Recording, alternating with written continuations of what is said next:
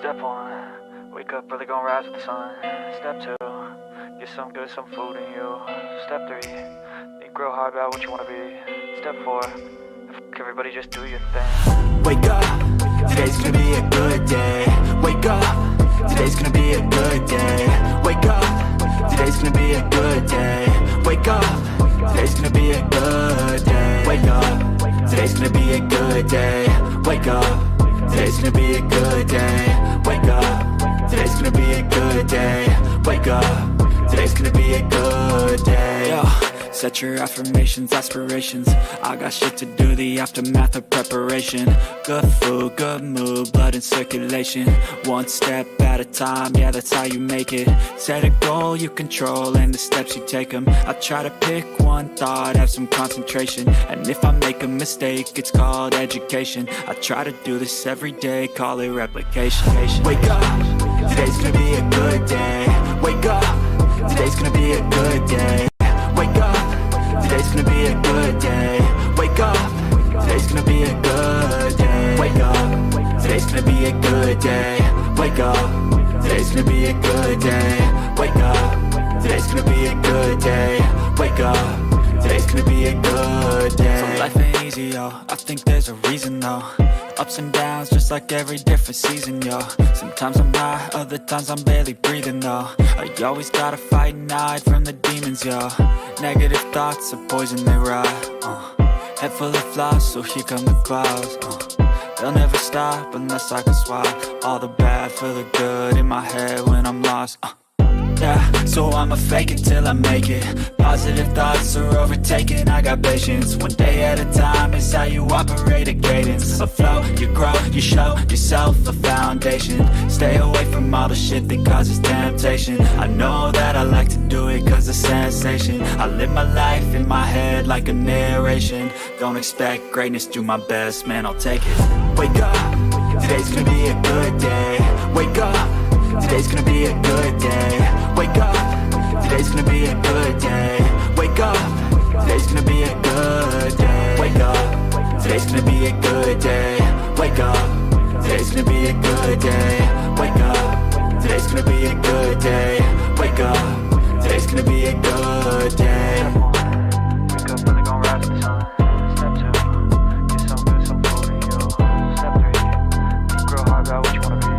Step 4, everybody just do your thing.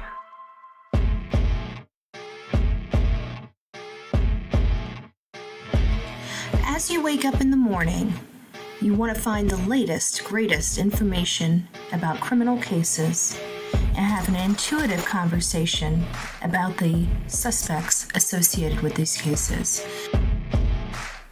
Head over to the Bullhorn Betty channel on YouTube.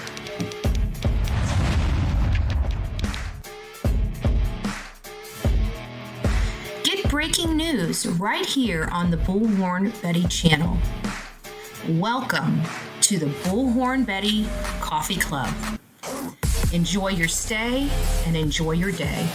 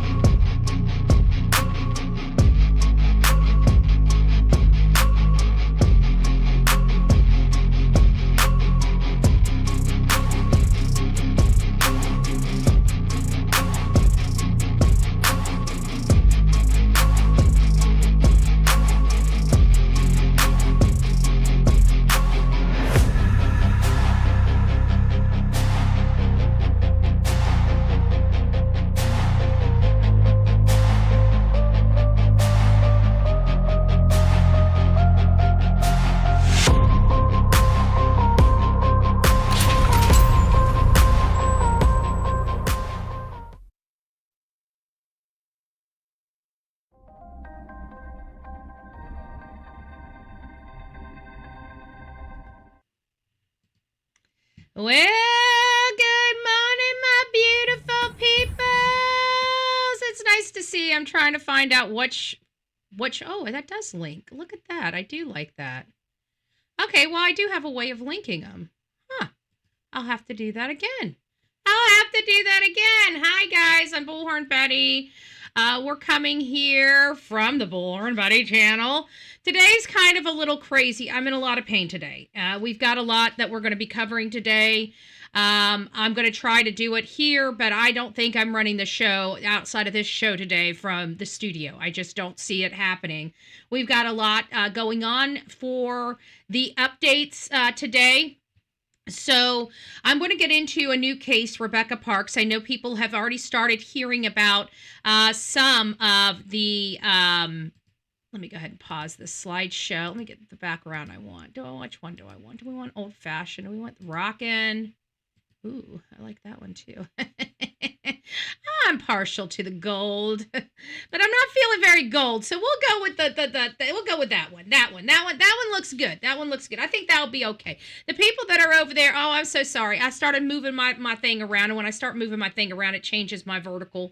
I've got to fix the vertical and all this other stuff. I haven't done it. I've been lazy. I actually haven't been lazy. I've been working my ass off, but I haven't been working on the true crime side. Today is going to be a little bit different. So what we have up for today, before we dive into the meat and potatoes of this story, guys, I'm Bullhorn Betty. We are the loudest channel on YouTube first in the morning, getting you up, getting you off to work, and giving you some information while you get dressed, while you get off to work. And for those that get to stay home and get to hang out with me today, we've got a lot in the pipeline for today. So we're going to be starting out the true crime community, and we're going to be starting out with Rebecca Parks. We're going to be talking about Summer Wells today, Lily and Jack Sullivan, and Sebastian Rogers. All four cases are going to be discussed today. All four cases, not on this particular show, are going to be released throughout the day. On the political side, I'm going to be preparing an article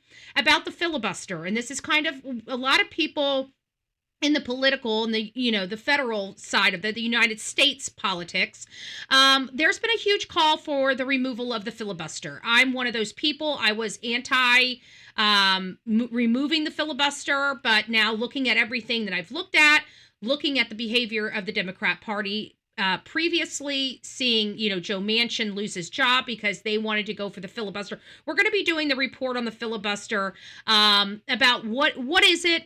How long has it been? It's been part of our institution for quite some time. And should we remove it? So that'll be coming out today. We also have Pete Hegseth arguing with, mainstream media over a narco-terrorist boat strike.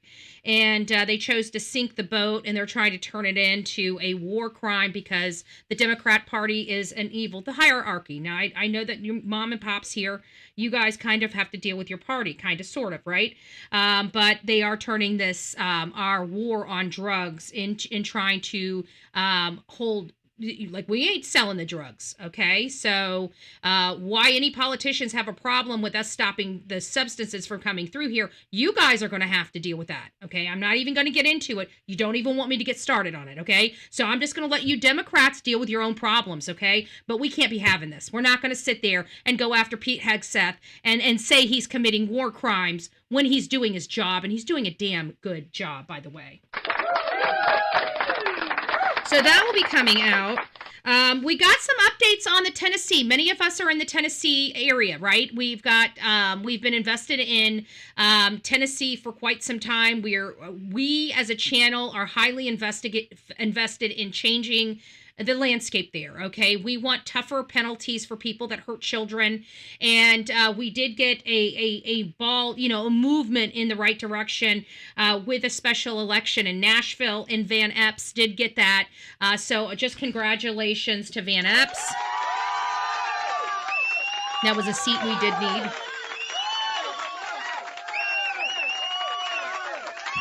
And so for more local news here in Manatee County and Florida, I'm going to be doing a report on the good old boys system and its destruction to the political dynamic, as well as report for the the state of Florida, and how they feel Manatee County is doing. So if anybody's interested, that is the lineup for today. Quite a large lineup of news and content that's going to be coming out. So certainly it is going to appeal. Something is going to appeal to just about everyone, whether you're here, whether you're political, whether you're just true crime, whether you're in the state of Florida, whether you're local near me, anything and everything, you guys are going to be touched today. So we'll get rolling out with that. Now, this particular case that we are coming up to, this whole situation with, where is my, excuse me,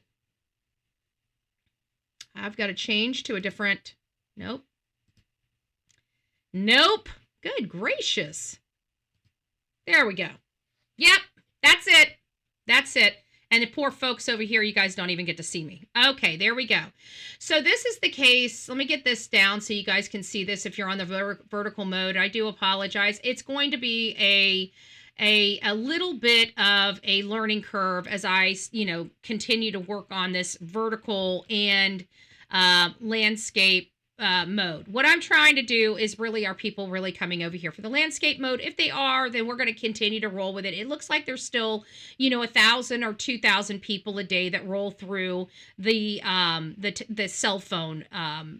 So I want to appeal to everybody, right? So we want to appeal to the people that are on the computers and on the cell phones so you guys can get to see kind of what we're doing. So I'm pretty much going to stay here in this area of the channel on, the horizontal and vertical. If you're on vertical, you will see Rebecca behind me.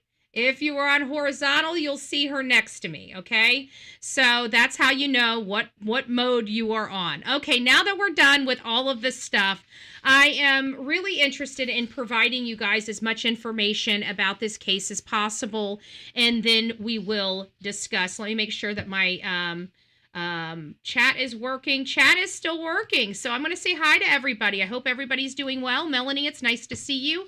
E or Blues, I saw you in the other chat. So I went ahead and pinned that this is the vertical chat. We're in the horizontal for the folks that would like to participate. I am monitoring that chat. So you looky-loos, you nasty people over there in the vertical stream, not so fast. Not so fast. Thank you, Big Mac Mike. Even though I don't see you over there, I see you over here. So good morning. I'm running both the streams. I am going to merge them together when I have some time. I don't have time right now, okay? We've got a lot of building to do on this channel. It's not going to happen overnight, so we're just going to deal with the growing pains that we're dealing with. So I thank you all for being here. It's nice to see you. And, of course, Melanie bringing the cheer, saying Happy Wednesday. Betty, Delilah, Mods, and chat sending love to you, BHB, because you're a love machine. I'm a love machine. Ow! And I've been looking to see what kind of other buttons we can push. My handy dandy button machine, right? And I found one that I kind of like, and I can't remember which one it is. Hold on, I will find it. I thought it was down at the bottom. I can't find it. Is that the last one? It is the last one. It's got to be down here. I remember seeing it. Nope. I'm sorry, guys. I know what it was. It was the drum. I wish I could, damn it. Waking up. Guys, I'm sorry. That's some funny stuff right there. It's time to wake up. You're on the Bullhorn Betty channel. No, they had a drum. Is the drum on this one? No, that's the jail door. Listen to this. This sounds so corny. This is bones. This is breaking bones, okay? Listen to this. This is corny. Tell me that's not corny, guys. Come on. That's corny. That's not even breaking bones. That sounds like freaking bamboo being dropped on the floor. Bamboo. Okay, well, I can't find it. Damn it. I'm going to have to... Oh, they even have a taco. Did we do taco alert yesterday?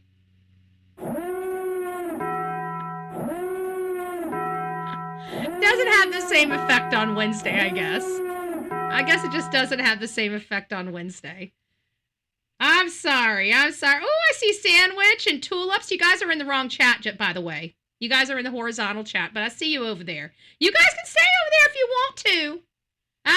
Nobody making you come over to the horizontal side. I'm just saying you're not going to have all your friends over there. That's all I'm saying.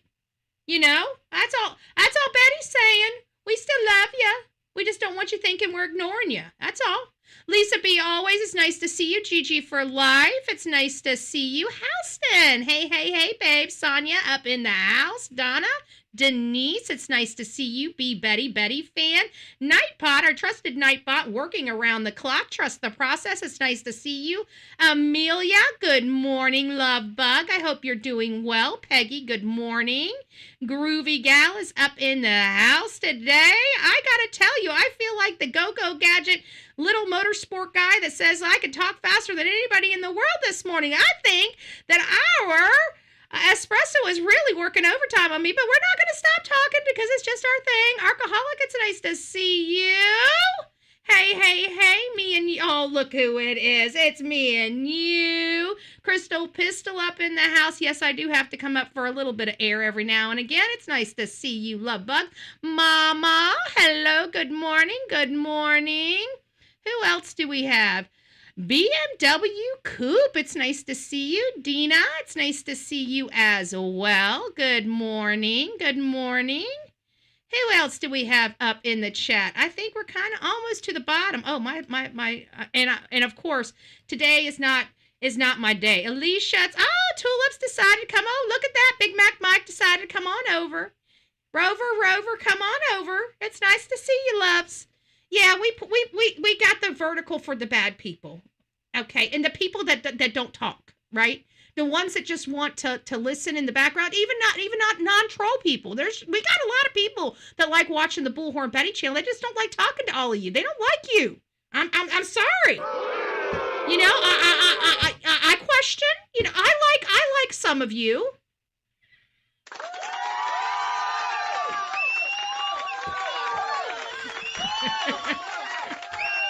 Just a few of you. We got a short list over here on the Bullhorn Betty show. Mama Bear, it's nice to see you. Some of us are shy. That's okay. We love you. We even love the shy ones. Don't let us fool you. We'll get you whipped into shape before long. I want to save those. Delilah, not today, honey. I know you want to say hi to everybody.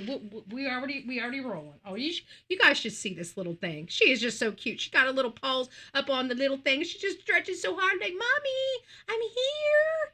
I'm right here. And she's got the cute. You guys know this darn dog's got the cutest stinking face in the world. Okay, I'm sorry. She just cute. Okay, and it's not just because she's mine. She's just cute. Okay. She got the it factor. I don't know how I was blessed with this thing. I just don't know, but I was, and she does have the it factor. You know how I know? Because even when I don't want to get up in the morning, she goes and starts licking my face, all right? This morning, the alarm goes off at 4:30. I'm in a lot of pain, folks. I know you guys think I'm just rolling and I'm just, you just normal Bullhorn Betty, but I'm not. I'm in a lot of pain today. So I'm rolling over. I'm not feeling good. And she's like, hey, Mommy. And she waits until my eyes, and I, start to try to stretch some of this pain out. And she jumps right on my chest. It's like, yes, we're talking. Look at you. Good gracious. You're too damn cute. All right. Come here and say hi to everybody. Come say hi. Say hi. Say, I am the, let me get you. Say, I am the boss. Yes, say, I am the boss. Say, my mama she just doesn't know what to do with me. I look at her and she does whatever the heck I want. I told her to go get me a treat and she went and got me a treat. The little girl. Oh, yeah. Go on, go. Oh, I know. Hold on, guys. No, she's going to have to suffer. Just go over there and lay down. You're fine. Go. We're busy. Come on. Yep. Thank you. I know what it is. I was cleaning the floor and I put all her toys in her favorite bed. And so now she's got all the toys in her favorite bed. She's got no place to lay. So she's got a bed in here, but it's not her, this is kind of the old bed, right? That's in here. So she wants her bed. She wants her place to lay down, and it's full of toys. So that's what it is. That's what it is. Anyways, guys, thank you for bearing with me. This case, you know what? I wasn't really expecting to find what I found in this case, but it's pretty shocking. To say the least. I think that the plot line behind Rebecca Parks is shocking. I think the people involved with this whole thing with this poor woman is shocking. The details of her life are sad. Hey, Phil, it's nice to see you. Tanya, me and you, good morning. Brown-eyed girl, it's nice to see you. Holler out the brown chicken. I think, if I recall correctly, I think I did see some comment, and I glossed right over brown chicken the other day, and I want to say I'm sorry about that. Every now and again, I'm rude unintentionally. And so good morning, and hopefully you're on the replay crew. I don't ever intentionally try to be nasty to my audience. Sometimes I do, just because I'm who I am, and it's not intentional. We're here for true crime, but sometimes my political frustration does overboil on this channel, I will tell you. This young lady was only 22 years old, and she already had a pretty, rotten life as is. When she and her sister were born, which is Kimberly Parks here, okay, her sister's also in jail right now. Her mom is her biological mom is in jail right now. Her stepfather that's married to her biological mom is in jail right now. And her fiance. My mind is so blown when it comes to this, because let's face it, we may have one piece of shit in our family. Excuse my language, by the way. If you guys would like to contribute to the cuss jar, you're more than welcome. I don't mean to cuss, but there are just some things that just roll right off my tongue, okay? And I do apologize for that if it's offensive. But at the end of the day, I look at this and I wonder who was ever in this woman's life that truly cared for her, when her mother, her sister, and her fiance are behind bars and she's dead. This is almost, hey Jude, it's nice to see you, love. This is almost not as egregious. Well, it's egregious. It's just beyond egregious. I mean, it is beyond egregious in this case. But you'll understand what I mean. But it's almost Austin Drummond like, not in the sense of the gangs and all the stuff like that, but in the sense of the family. Like this, he took out he was bringing life in with that family, and he took out his own child's aunt and cousins. Like, you see what I'm saying? And so now you come to this case. So that aspect of it, not how it happened, not the fact that he's a gay, just that very isolated resemblance, okay, from that case to this case. Hey, Peggy, it's nice to see you. I knew the baby hasn't been found. I do have speculation on that, though. I do have speculation on what I think happened. I really do. And it's not good. As you guys can imagine, it's not good. But I do have some speculative. Let me turn this on. Do I even need that? I don't even think I need that. Let me just turn that off. You guys can't tell a difference whether I had that on or not. It's battery operated, so if I don't have to, charge it, I do have these. There's so much stuff I've got I haven't set up yet, okay? This whole studio needs to be revamped. I'm actually thinking about painting the walls green in here, just to eliminate the green screens. I can't stand these damn green screens, okay? They're bulky. But whatever. We'll deal with it. We'll figure it out, right? We'll figure it out. But anyways, this young lady was 22 years old. She was pregnant. And here's a kicker we didn't know at the very beginning. And maybe some people did. I personally didn't when I was reading this. Hey, Annie's, it's nice to see you. I think the baby was born. I don't think that, because then why would they take the baby out of the woman's belly? So it sounds like we're going to get into it. I don't want to jump ahead too yet. Okay, I just don't want to jump ahead yet. So let's get into it, okay? So if you guys don't already know, Rebecca is 22 years old. Okay, she was 22 years old. She has been found. She has been murdered. There was some damage to her body. We're going to get into that in just a little bit. Again, we're going to take this step by step because I want to walk you through why I feel the way I feel, okay? So Rebecca's 22 years old. She was last seen November 3rd. She was about 38 to 39 weeks pregnant, almost full term. When she disappeared. A body matching hers was found 22 days later on November 25th, right before Thanksgiving. And it was found in Manistee. And if I'm trying to pronunciate these words correctly, but some of these things do not follow phonics. You guys know that, especially when it comes to like Spanish and Indian type names. They don't really follow the phonics. So hopefully I've got it right. In Manistee National Forest, this is in Wexford County, the baby was not found with her, okay? The baby was not found with her. So I want you to understand that the baby was inside of her, the baby was not full term, and the baby was not found with her, okay? So I'm not going to get into the graphic nature. This is where I'm going to have you guys use your own imagery. There were definitely injuries on her body, okay?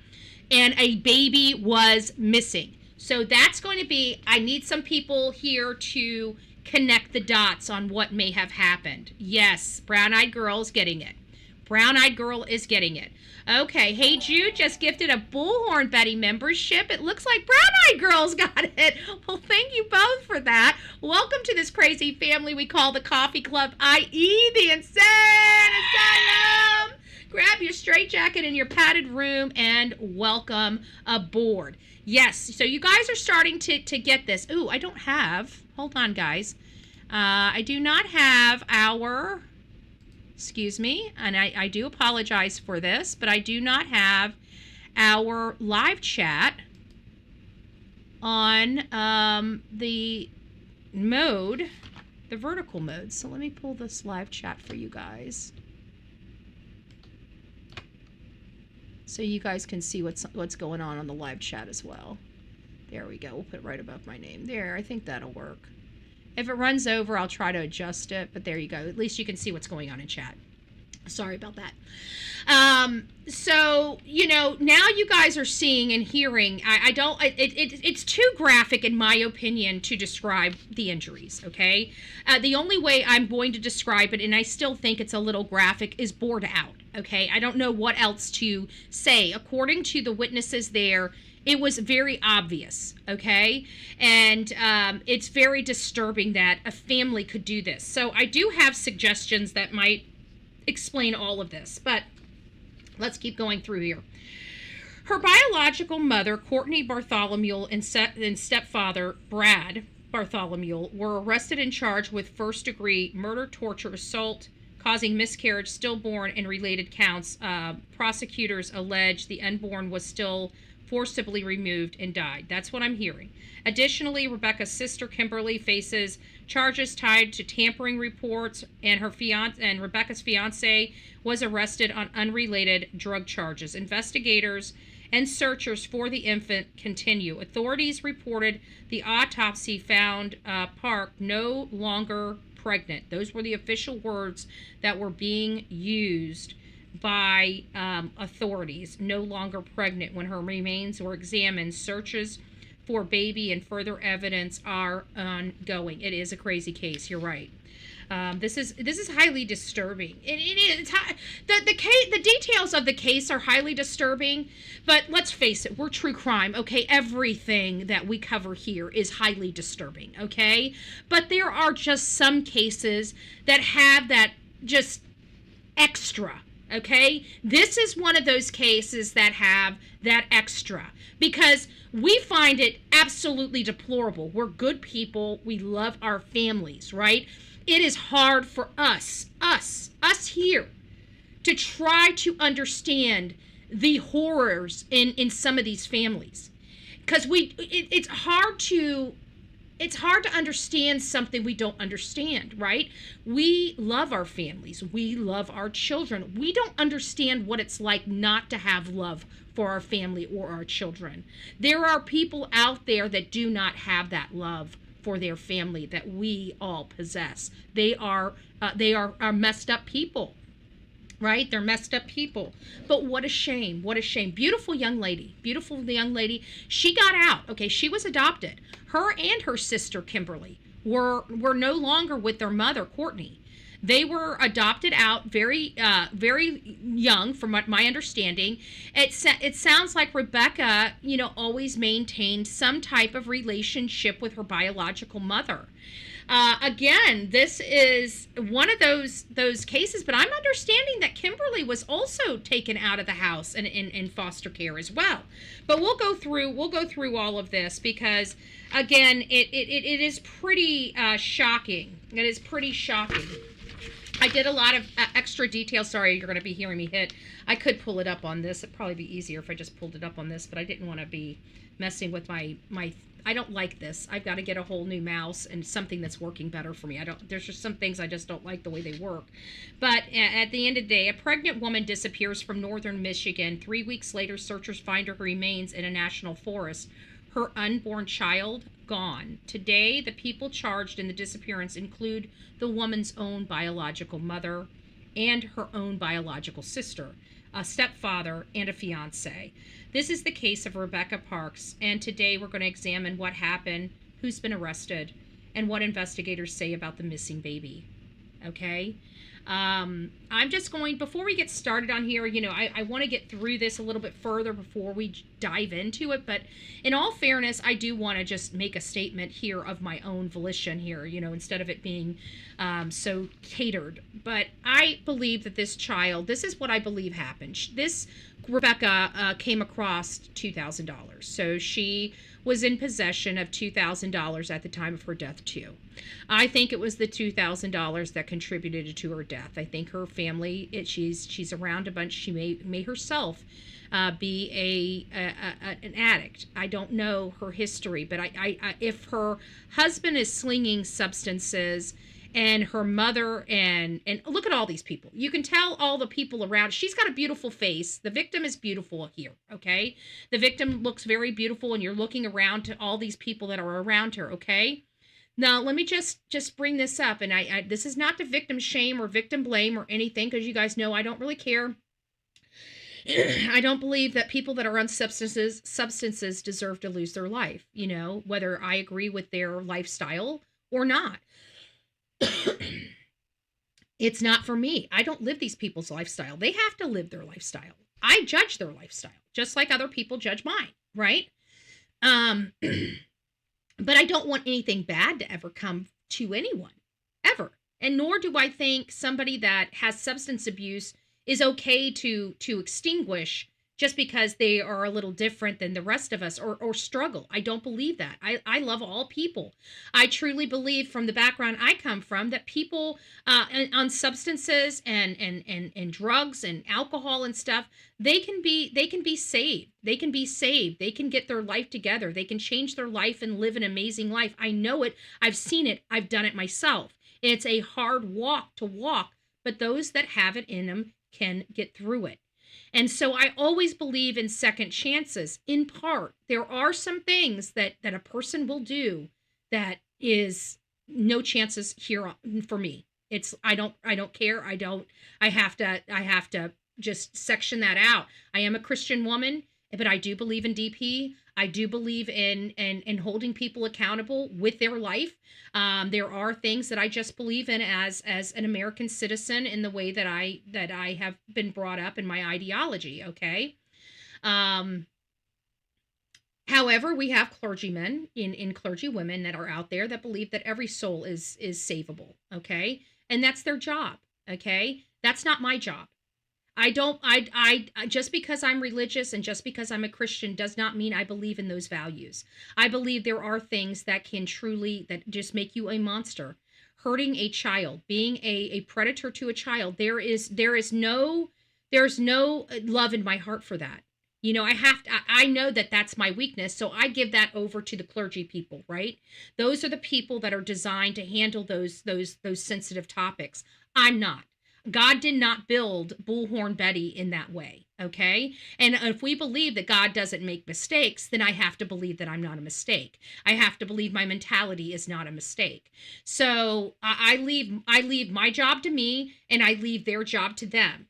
And I'm never going to criticize a clergy person that thinks somebody is salvageable and savable. I'm never going to criticize them. I hope they are, you know, but in my experience, all too often, especially when it comes to children and the serial killers, I truly do not believe that they are salvageable. I think there's something majorly wrong with the makeup of their being.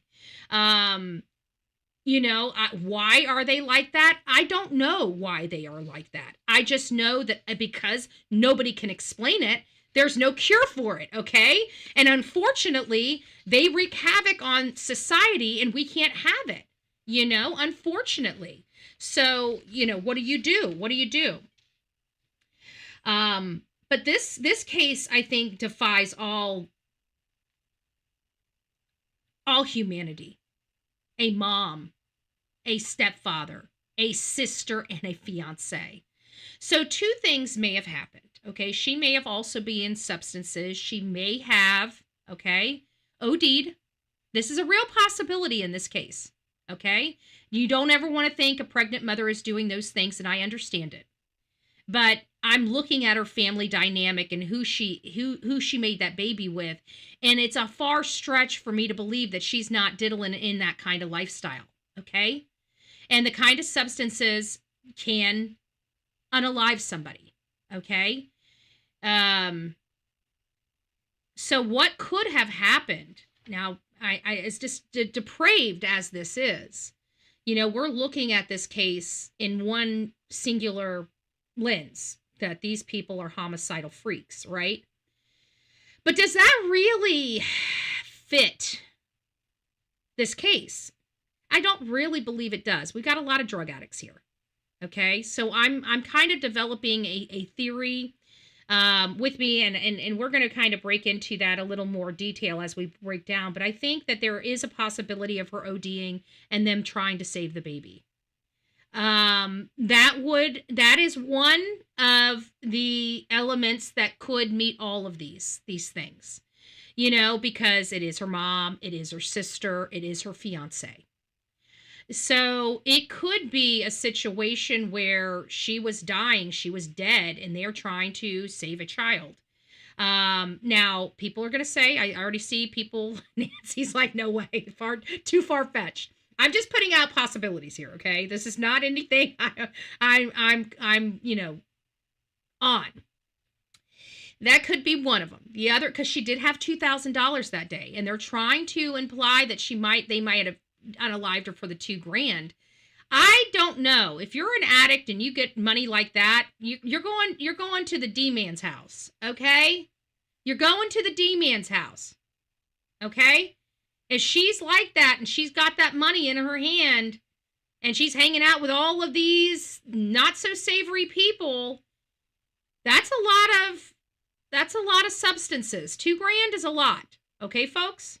It's a lot. Not necessarily for 5 people, but it's a lot. We don't know what substances. I mean, we're hearing math being involved, that Richard, her fiance, was, you know, distributing the math stuff, and that's what he's charged with. But if you hear, it's her mother and stepfather that is charged with the most horrific part of this. Did they try to take the $2,000 and her and then decide that maybe we'll just take the baby? Because I feel like the baby was taken out to save the baby. Now, these people are dirtbags. Okay? Here's another unsavory thought.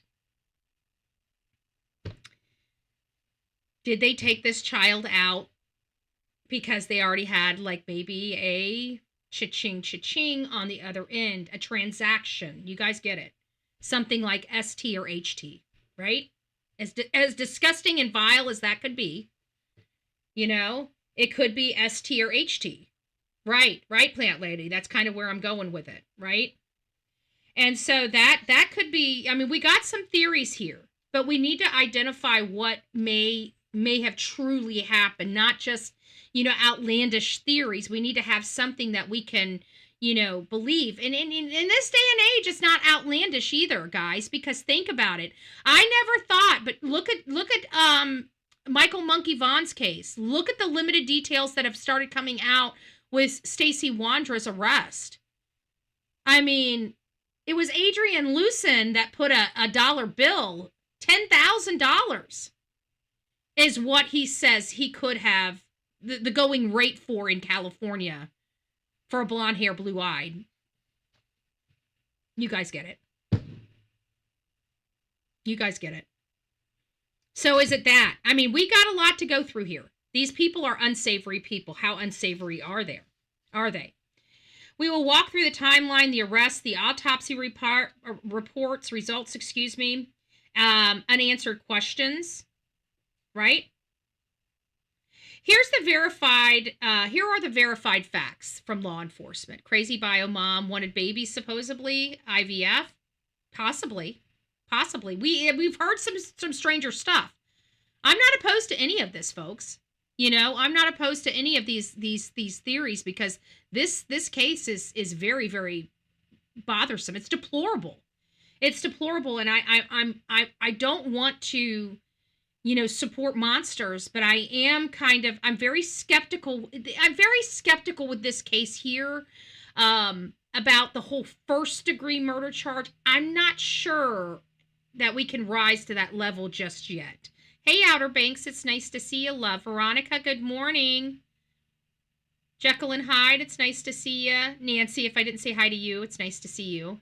I don't think I specifically said hi to you, Nancy. I saw you. I spoke about you, but I didn't address you, so I apologize about that. So here's what we know. She's 22 years old. She was last seen November 3rd. She was approximately 38 to 39 weeks pregnant. Volunteers and law enforcement searched for weeks. On November 25th, they finally did find her body, matching the description in the National Forest. Officials confirmed confirmation from Wexler County Sheriff's Office and local news outlets that it was her. Authorities have said the autopsy showed she was no longer pregnant at the time of the examination, and the infant has not been found. Okay, I believe the infant perished. I do. I believe that they tried to save this child, or whatever happened, whether they got in a fight with this woman over the money and they accidentally killed her and they tried to save the baby. Whatever the case may be, I feel like they tried to save the baby and the baby perished, and they would have thrown this child out in the garbage can. But somebody said burn, this infant, I don't know. I don't know if we can call the baby an infant. Can we call the baby an infant? Because it was still inside her baby, or still inside her belly. So I'm not sure how we would define that. But it sounds like the family may have tried. I mean, I know you guys are not following me with this, and there might be some, but we have to take into consideration, it appears everybody was on substances here, okay? And there is a great possibility that this woman succumbed to substance abuse. I mean, we can't just make the leap that somebody, committed homicide in a situation like this, even though law enforcement has already started charging people. I get it.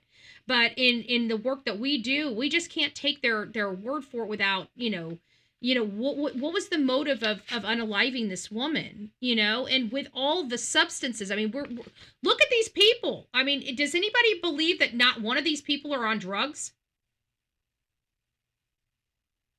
Depends on what state they live in. Yeah, possibly. But it sounds like they're on substances, all of them. And I'd have to listen. I'm one of these firm believers that I just truly don't believe somebody. It's kind of like Malaya and Daniel Martel. I just don't believe that somebody is going to date somebody that's on substances, selling substances, and not contributing to that. Okay, it's hard for me to make a leap that this is the people that Rebecca hung around. Yet Rebecca was the only one substance free. You see what I'm saying?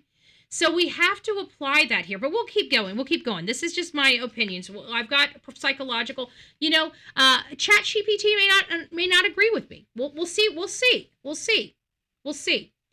But the Wexford, the authorities have said the autopsy shows she's no longer pregnant. Her biological mother and stepfather have been charged with multiple felonies, including first-degree homicide and assault causing miscarriage or stillborn. So they're saying that the parent, the only people that have been charged with this. So they must have done an investigation at Courtney and Bart and Brad's home, and they must have found the crime scene. That's the only way that I can look at this and say that, because we've got, Richard, he's in jail for substances, for sales, right? He's in jail for sales. She's in jail for, the sister's in jail for tampering with evidence.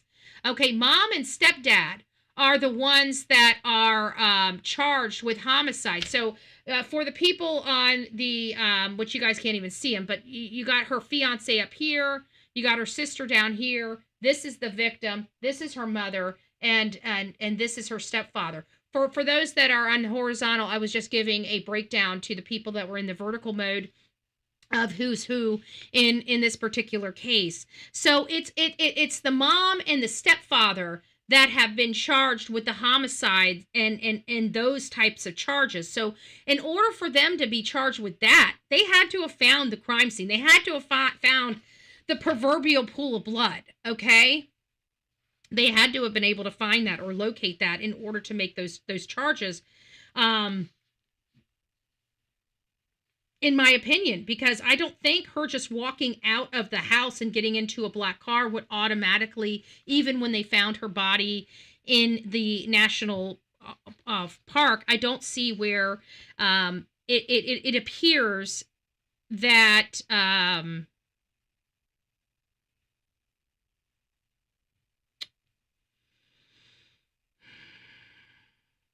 I just think that they could not charge the mom and the stepdad without additional evidence, because the mom and stepdad basically said she got into a black car and then she was gone and she never returned back.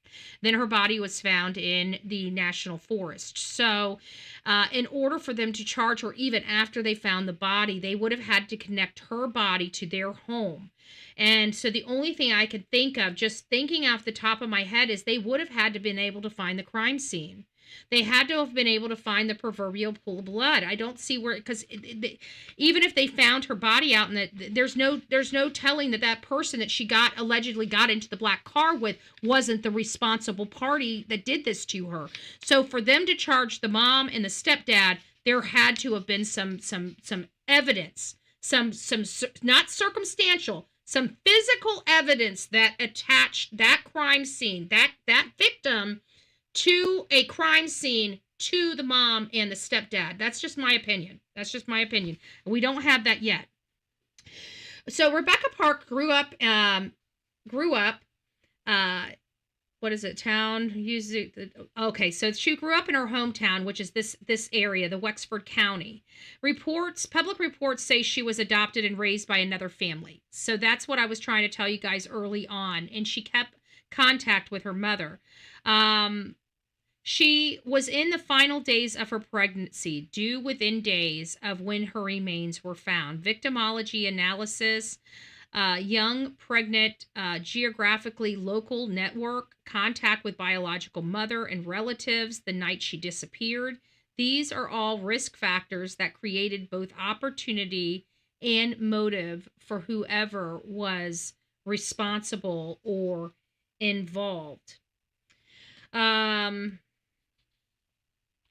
She was last seen on November 3rd getting into a dark vehicle outside a relative's home. Cell phone found discarded along a 2-track road. Volunteer searches organized. Body was found on November 5th in the National Forest. Autopsy results cited she was no longer pregnant.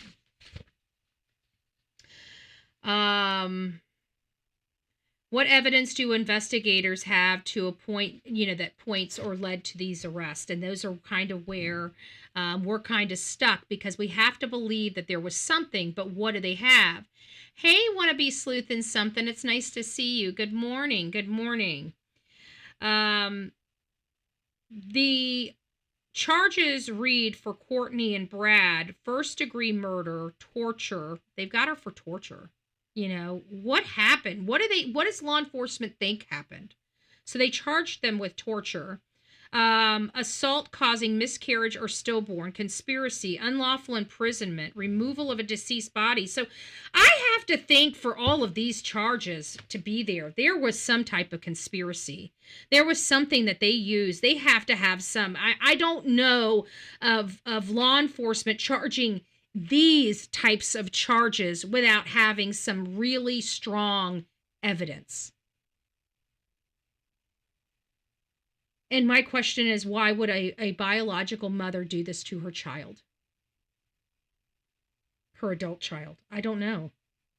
But I can't imagine law enforcement just willy-nilly charging people with I could see where they may charge with first degree, even if they don't know. We've seen that happen where it was a drug overdose. They went ahead and charged with a first degree, and then later, as they were preparing for trial, they reduced that to a second degree, or put an open murder charge on there for the jury to decide at what degree of murder this homicide was. We have seen those types of things go on in court cases, but we've never, these are strong charges. First degree murder, torture, and assault causing miscarriage or stillborn, conspiracy. There it is. Conspiracy, unlawful imprisonment, and removal of a dead body. The conspiracy. So maybe it was for the 2000. I don't know. I still think, there could be some stuff said here. I really believe. I'd like to know. First degree murder is obviously premeditation. Second degree murder is kind of like, it's not manslaughter, but it's kind of like, things got out of proportion and you could, you killed somebody, right? You second degree homicide. We can break down the actual legal language for it. How could a mother do that? Exactly, Skylar. I really don't know, but it's really, really crazy. Forensic nurse and obstetrician discuss what evidence would indicate a forced removal. So from what I did go and listen to the people that found her,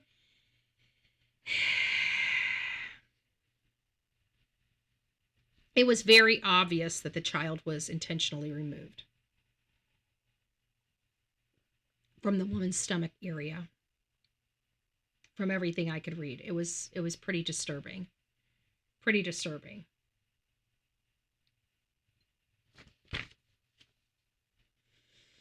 So let me just go down here. What factual details in public records? Here's a summary. So we know that she was last seen on November 3rd.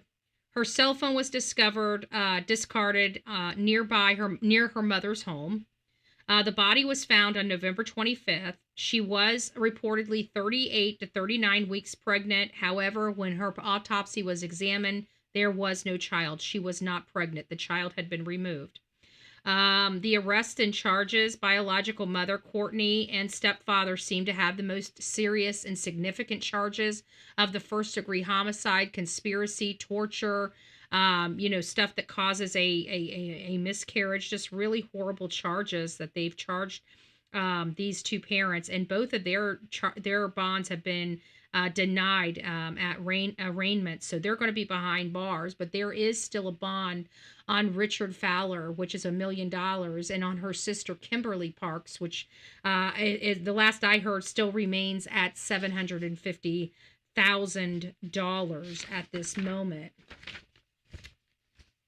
Public reports note that Rebecca was adopted and raised by a different family other than her biological mother, Bartholomew family. She was engaged to Richard Fowler. Beyond those broad strokes, personal medical details of the victim should be treated sensitively, but we don't really have any of that information. What we do know is she was a young adult female in late term of pregnancy, near delivery date.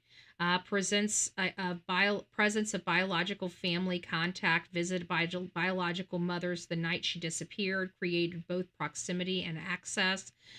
Phone discarded near her mother's home.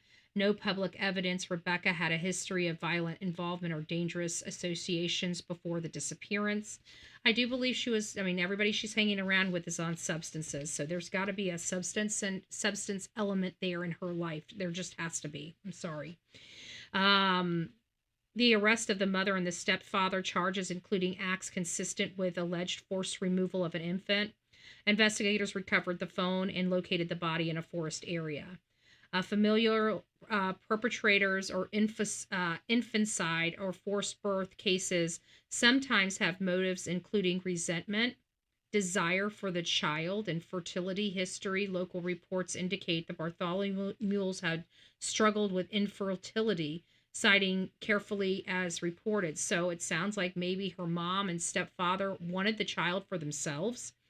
Financial motives. She did have $2,000 on her, and of course they were on substances. So there's possibility of, delusion, psychopathy. So we have to think about those factors as well. Cell phone forensics, these are going to be what law enforcement is likely using. Vehicle and traffic camera footage, witness statements, DNA forensics on remains and other recovered biological searches. There are no public formal or psychological evaluations of the suspect or victim released. So it's going to be hard filling in some of these things. However, due to online speculation, there are some clear, red flag, unverified red flags, but red flags nonetheless.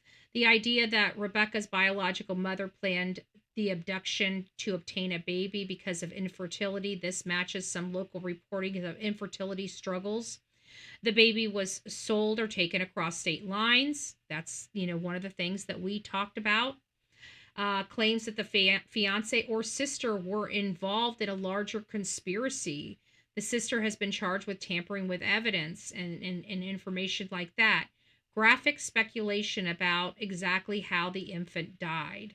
We don't know if this infant is dead or if this infant is alive. However, if all the people involved are in jail and the child's not with them, well, we've got a problem here. And it sounds to me like something happened to the baby when they tried to take the baby out of her. And, they would have had to try to hide that. And I don't think that they would have hid the baby in the same place they hid Rebecca. So a baby being smaller, can be handled a little bit differently. It's not as large or as cumbersome to move, to hide, to discard. There may be some areas that they may have buried this child in their yard or in a place that they would have liked. But if this is over infertility issues, well, what we can say is that Courtney would have wanted this child for herself. She wouldn't have been in the position to, ST or HT a child for profit, right? And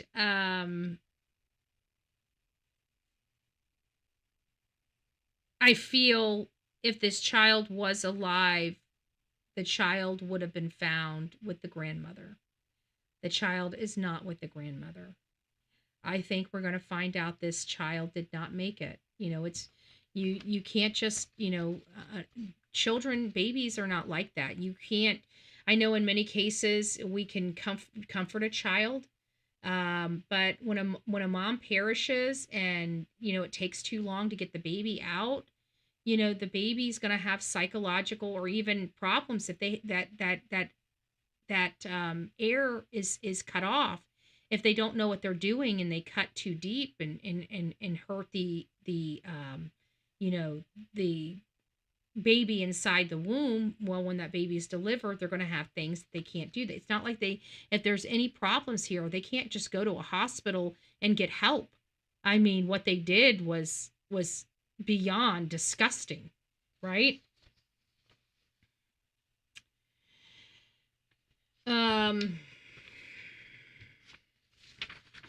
This is just a sad case. No public releases of full charging affidavits in the reports that I reviewed. So we don't really have a whole lot to really go over, but we are going to go over some of the videos that we have related to this case, and that's what we're going to do now, and we're going to further discuss. So thank you guys for letting me just read all of this information to you. We do have some buyer beware type of things that we are going to get to at the end of this segment. Let me move my, there we go. I think this will help you guys. There we go.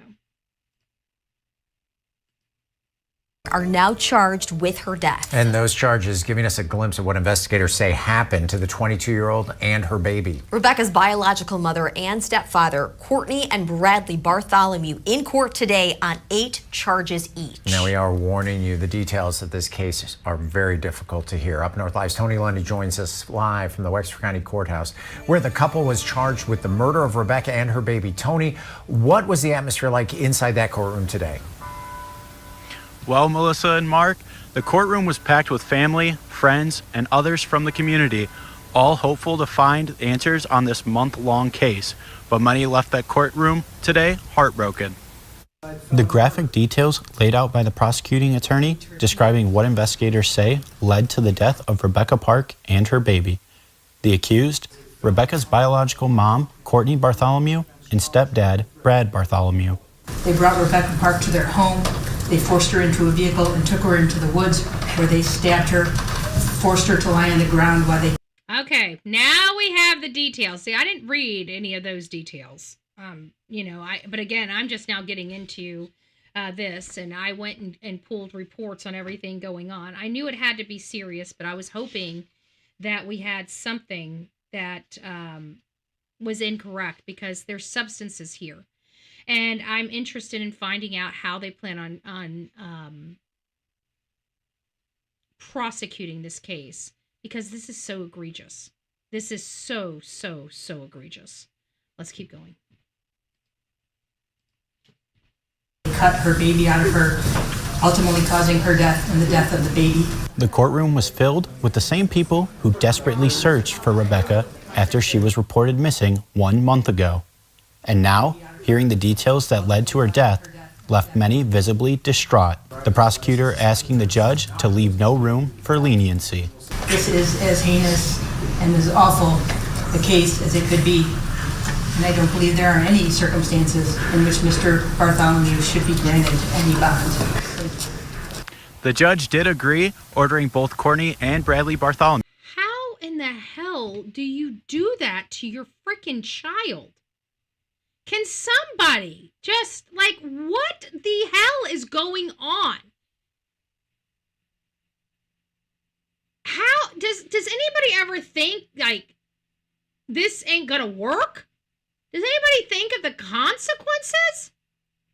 I want to see the evidence, because I'm in disbelief.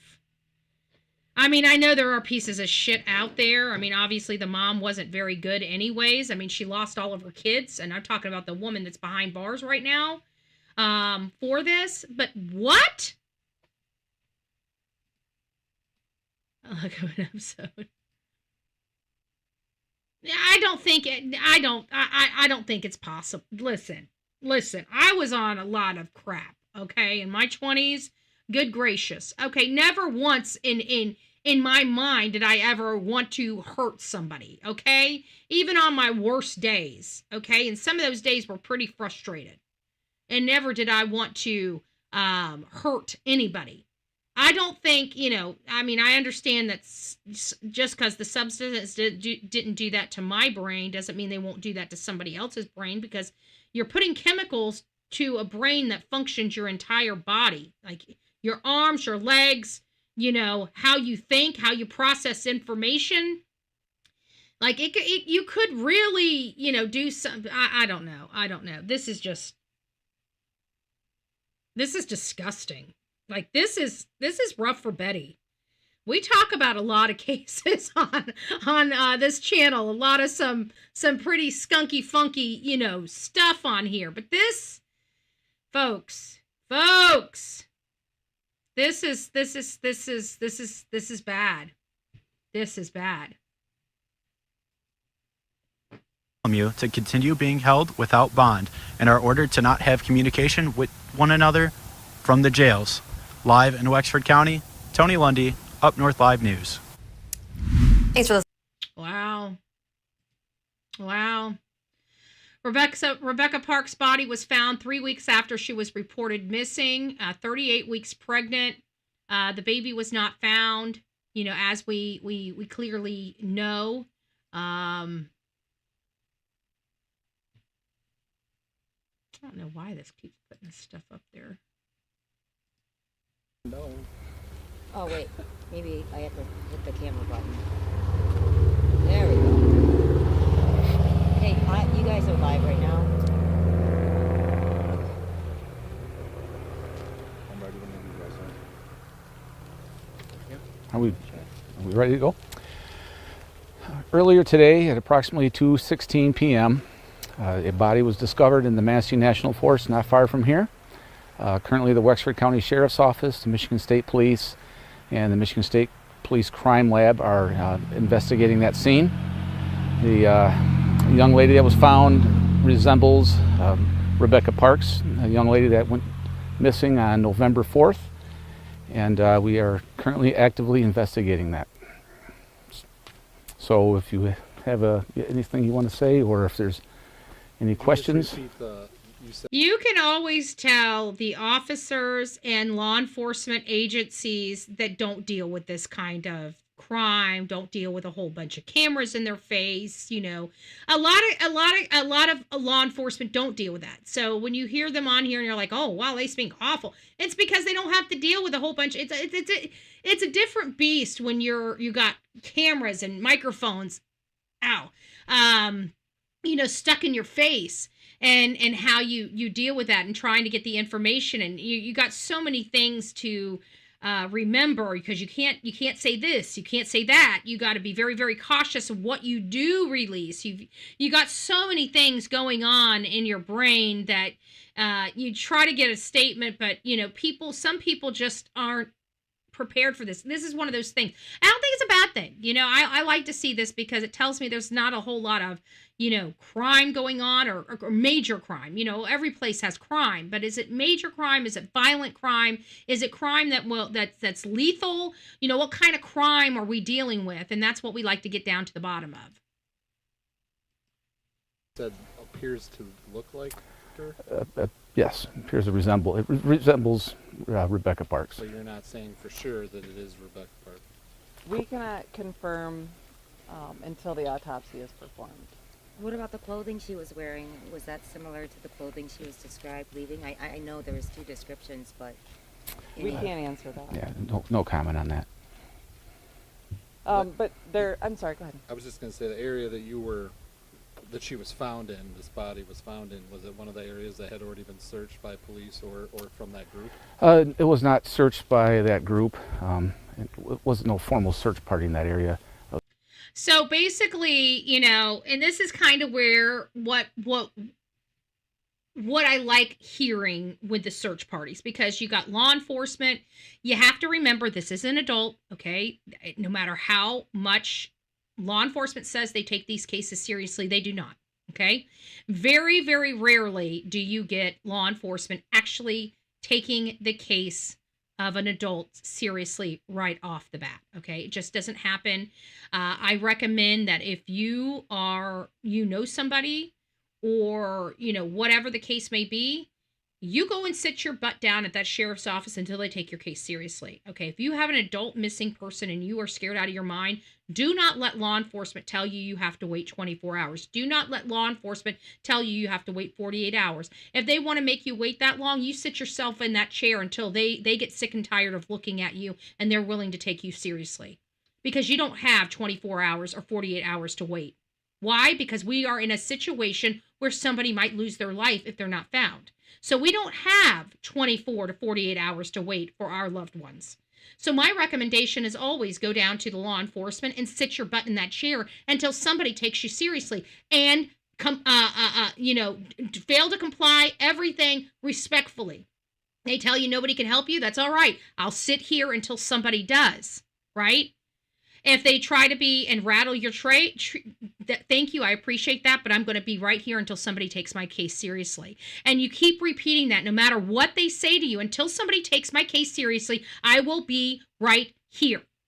I need somebody to take my case seriously. I need somebody not to tell me that I need to wait 24 hours. Something is seriously wrong, and I need somebody to act. Right? So that's what you sometimes have to do. Okay. Do I think that happened here? I do. I already heard that they had to wait 24 hours before she was reported missing. Okay. So I don't like hearing that language from law enforcement because I will not, if I have somebody that I truly believe is missing, not just mad at me or whatever, truly missing and might be in danger, I am not leaving until law enforcement takes me seriously. Okay, I make a scene, I'm loud, I bring out all the detectives, all the people until somebody takes me seriously, okay? I do it respectfully, I do it non-combative, but I will get loud. Nothing tells me that I have to be nice in a sheriff's office. If they want respect, they'll show me respect, I'll show them respect back, but by God, you're going to take my report, okay? There's ways to get things done, and I want to empower you to find that inner beast if you are in a situation like this, okay? This family didn't really care for this young lady, okay? The mom probably reported her missing just as a formality because she knew it was going to come, and she would like to get ahead of that curve, okay? Something happened.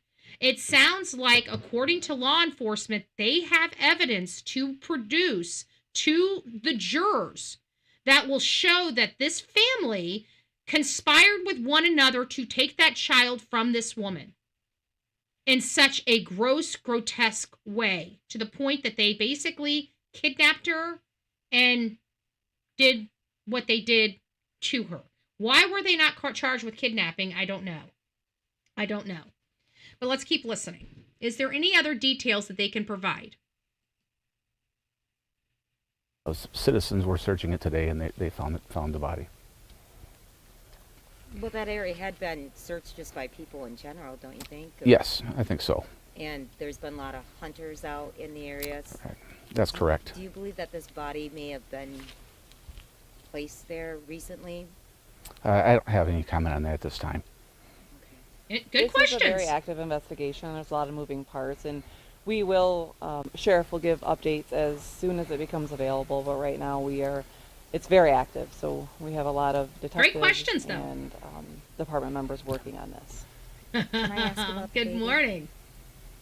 No comment on that right now until the autopsy is complete. Do you know when the autopsy is supposed to be done? Is it scheduled? It is not scheduled yet. Yeah, medical examiner is currently on the scene, so we'll know more later on that as well. Any arrests yet? Again, it's early in the investigation. So no arrests were taking place. This was done 7 days ago, so we're at a week time. So this was when the the adult, excuse me, let me rephrase this. This seems like about the time, I would assume November 25th, right? They appear to be out at a area. They're saying they're waiting for the medical examiner. So I would presume that they're out in the national forest right now giving this update. They don't really know anything. They did ultimately find her body. They did confirm that it most likely is her body, but they can't formally say anything until the medical examiner confirms this. And they realize that the person that they're seeing is missing a child, and they don't have any cause of death to make an arrest. So no, it sounds like at this stage of the case, no arrests have been made. We know that has since changed.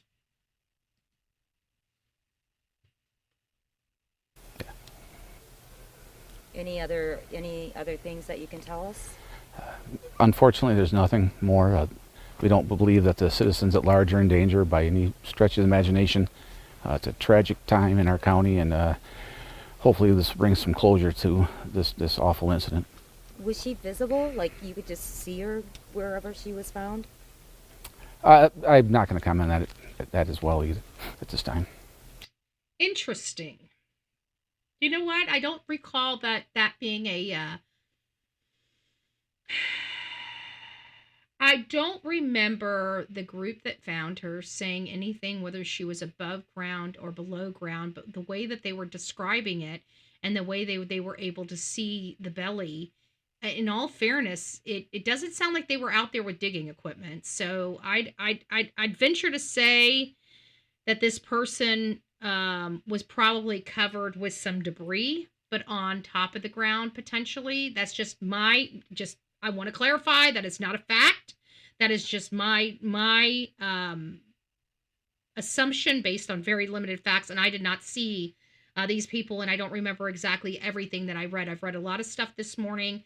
I've been up for several hours, and some of the stuff is you know. Does it appear she's been deceased since the 3rd or 4th? And those are details, again, that we can't comment on at this time, but hoping in the future that we can comment on that. I would venture to say she's been deceased for 20 some odd days. They must have had a very well. The good news is I think because you know what I'm hearing here. I'm hearing that they were able to see her wounds. The people, the searchers that found her. So that tells me that there's still tissue attached to her. So in this being Michigan, we know that we're cold here in Florida, or cooler here in Florida, and we see the United States, and the United States is pretty cold right now, and it has been pretty cold for the last month, you know. So the good news is that coldness, especially out in the elements. Now, granted, there are wildlife. We can't do anything about wildlife, but for the most part, as far as her body being intact, these are the best. It sounds awful for me to say it, but it's the truth. These are the best elements that we could imagine for her. You know, not that I'm saying we like these elements or we like these details, but I'm just saying she's deceased. We're not bringing her back.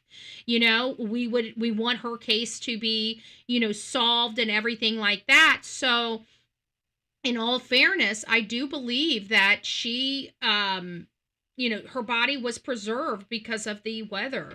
And I hope that is the fact. And I hope that so much that they're able to find out what truly did happen to her. But it sounds like they have a good idea. And I'm telling you, I would never have imagined. I mean, I know pieces of garbage out there.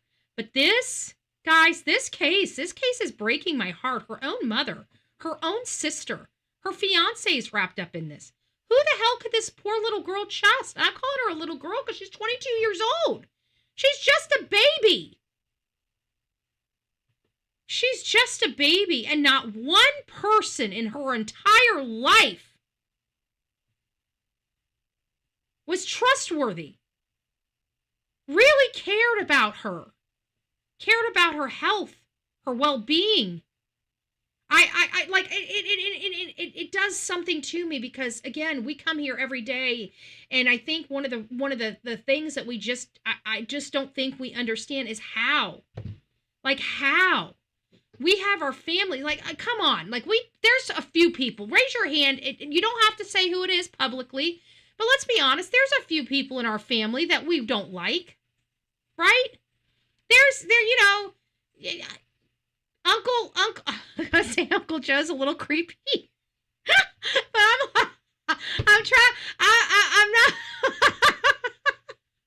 I wasn't meaning it like politically, Uncle Joe. I'm just saying, because you know how I talk about average Joes. Joes are like, you know, John Doe, you know, whatever, Joe Doe, whatever.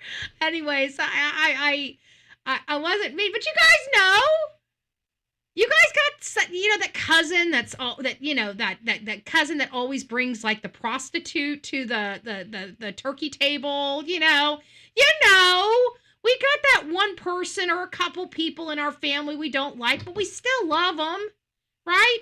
Our heart would break if something happened to them. We'd understand though. I'm sorry. We would understand though. Motive for crime, I think, is the $2,000 inheritance, possibly. I do too. I think that really does have more motive than this child. I really do. It's so far-fetched to see her mom and stepfather, having fertility issues, but them wanting to, I don't know. I just feel like there's I don't know. I hope law enforcement truly has the evidence, because I'm hoping that they're not going to be reducing these charges, because that will cause problems. I have to think that they have enough evidence. I mean, torture,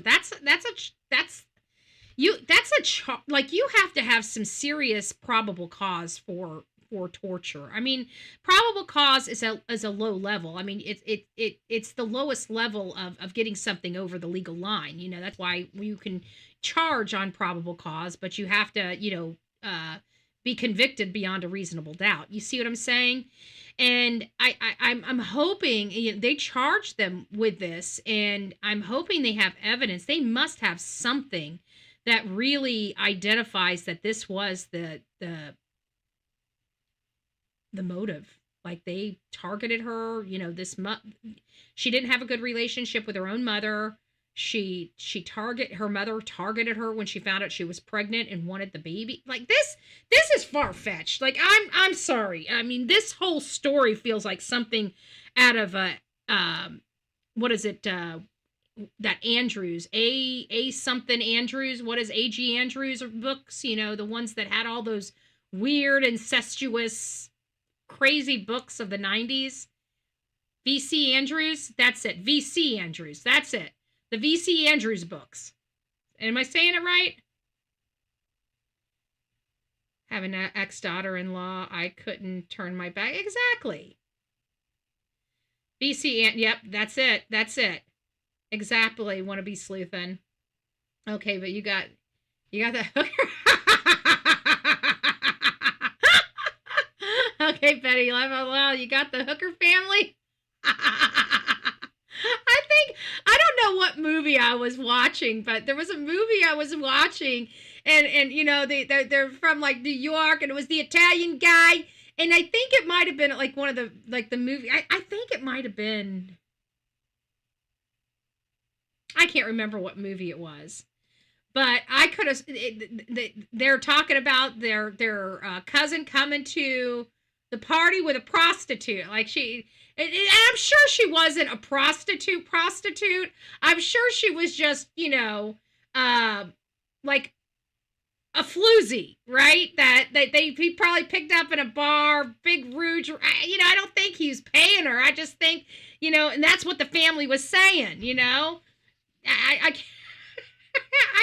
I know I watch it every single year around Christmas time, so it's got to be a part of one of our Christmas movies that we watch, and I can't remember which one it is. But as soon as I tell you, it's got to be a Lifetime video or something.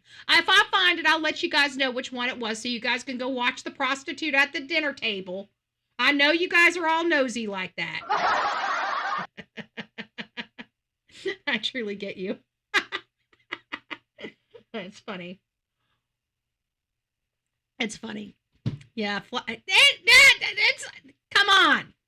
It's a little weird, okay? My sister was in all that weird crap, and including Children of the Corn, okay? No, sir.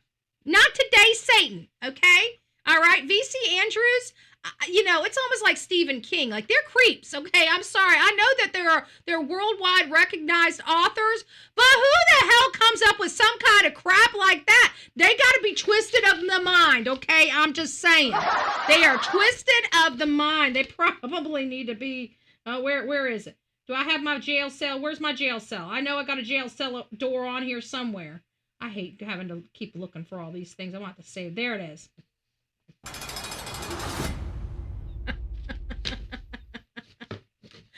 sorry. Somebody that could be so perverted and write that stuff down in a book, it just makes me wonder about the mental mind. Come on, guys. You guys know every time you pick up a book, even if it's good, like V.C. Andrews, but you got it at least in the back of your mind. Come on, don't lie. Don't lie. Acknowledge it. At least in the back of your mind, you wonder where these details came from. Come on. How many? Come on, raise your hand. Get your hand up high. Get your hand up high. When you find one of those books that's like wild, right? Just wild. You wonder what mental problem do they have? You really start wanting to know, what was their mama like? I'm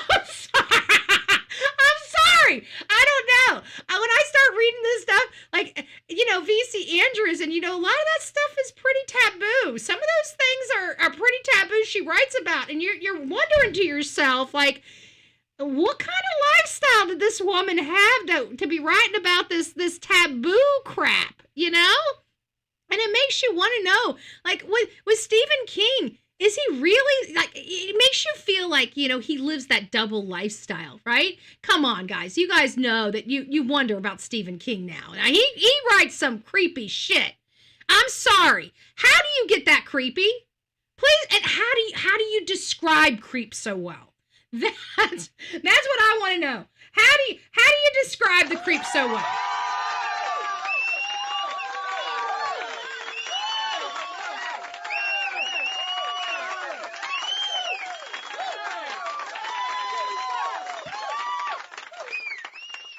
I mean, for you to describe how to gut someone and make it so graphic. What were you looking at? Were you looking at a bowl of spaghetti and said, I wonder if I can create a book about gutting someone? I mean, what was it? I'm just trying to figure it out. They do clap. That's the one. I like that one. This one's short. But sometimes we need to let people know how we really feel. Just say it.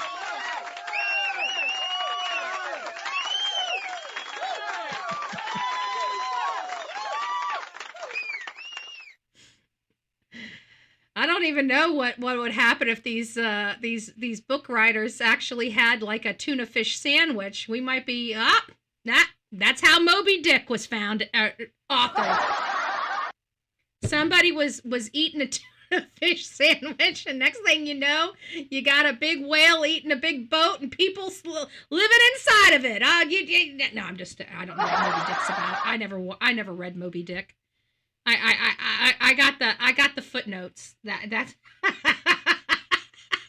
I got the footnotes. Just like Stephen King. I was not with Stephen King. My sister was with all that creepy crap. The V.C. Andrews books.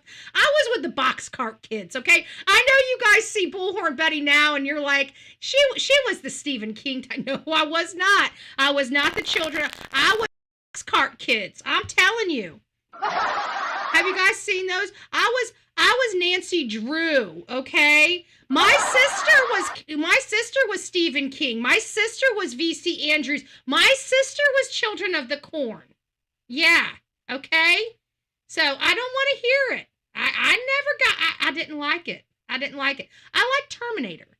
I wasn't into the or the clown, the it that creeps out of the, from underneath the road. No, not me. Never seen that movie before. I know, it's a classic. I'd still read it to this day. If I can find, I know those books are around. I don't know if they're at my mom's house or my dad's house, but I know one day I'm going to find my collection. I did have a collection. So I like those types of books. My sister liked the creep type of books. I turned out fairly normal. My sister turned out to be a creep. I'm just kidding. Wouldn't you know, it's just the opposite. She's the one with the nice house and the beautiful family, and Bullhorn Betty's here just with the puppy. But hey, it's life.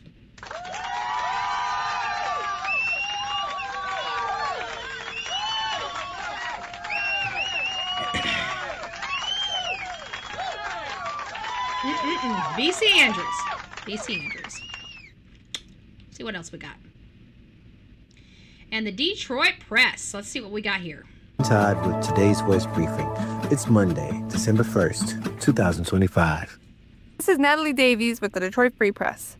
A body found in Manistee National Forest on Tuesday, November 25th, was confirmed to be missing 22-year-old pregnant woman Rebecca Park, according to Wexford County Sheriff's Office.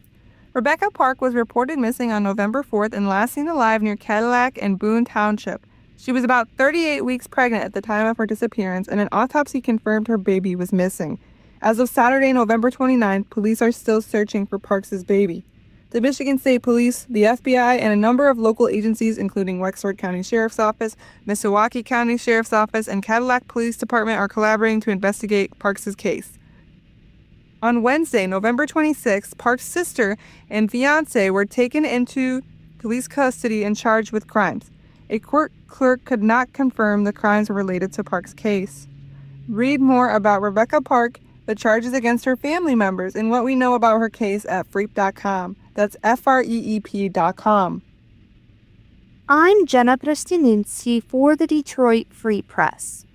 You may have to pay more when sending packages. Okay, so that sounds like the last little bit of that. And what else do we have here? Mom and stepdad charged. We found that they were charged with the most significant crimes. So whatever law enforcement has, I'm going to tell you right now, just from everything I'm reading here, law enforcement has something, okay? They're not making these charges. I'm going to tell you that right now. They're not making these charges. I'm done with this stuff here. So we're going to go ahead and let me put this back up. There we go.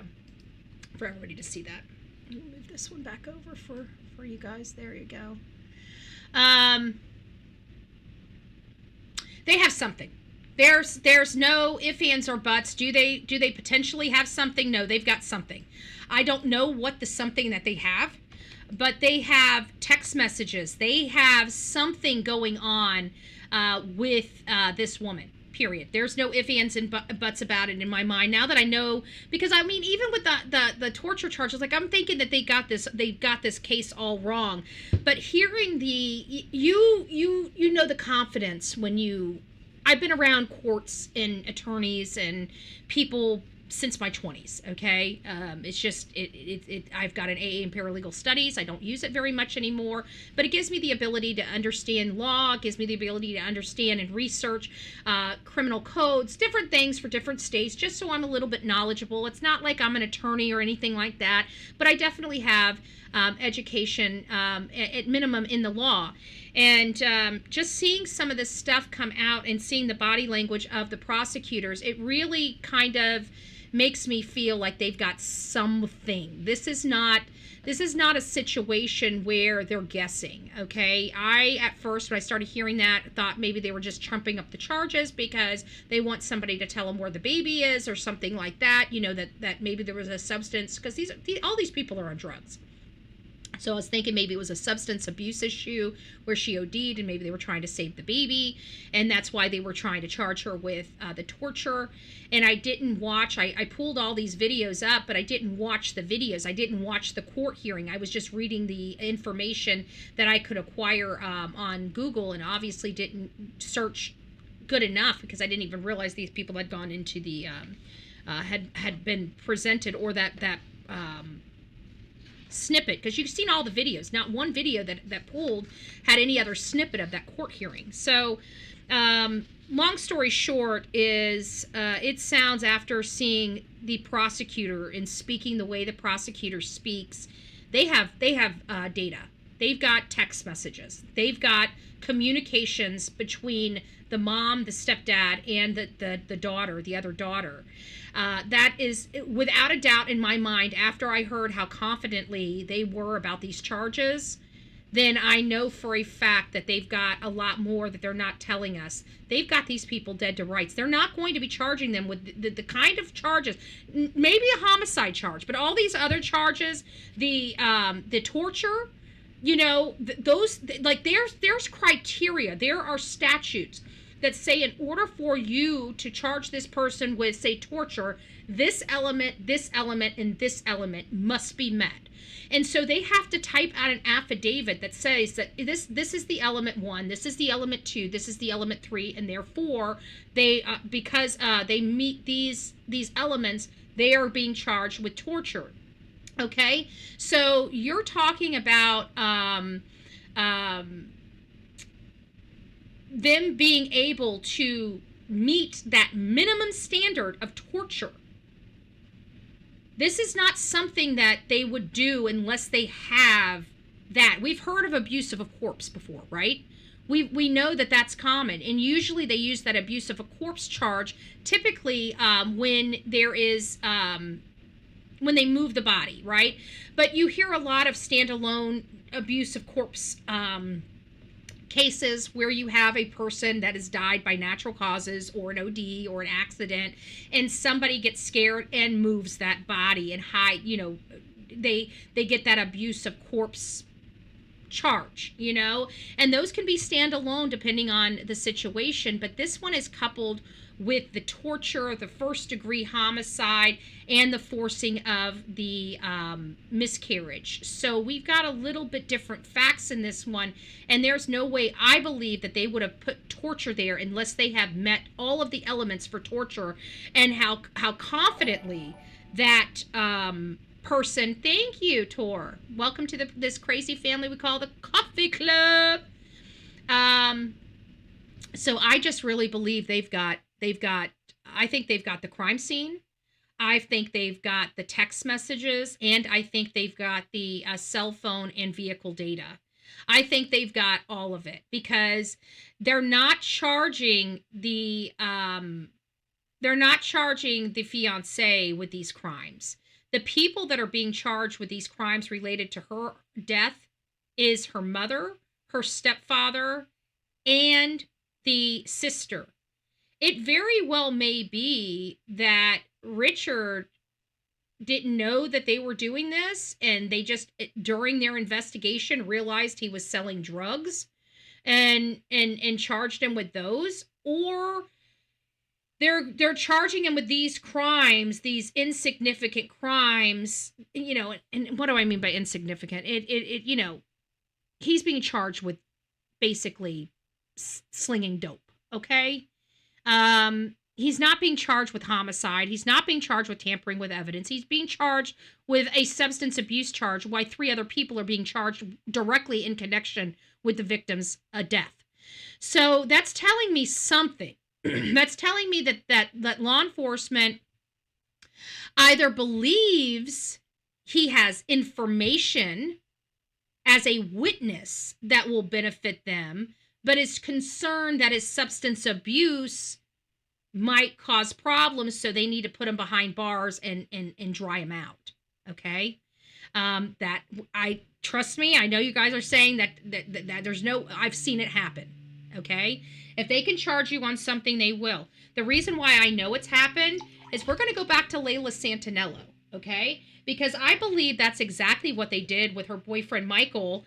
They threw him in jail, and I think they threw him in jail because he was not telling them information about Layla, and they needed to sober him up because he was so strung out that he was not a benefit to them, even though he had nothing to do with her disappearance.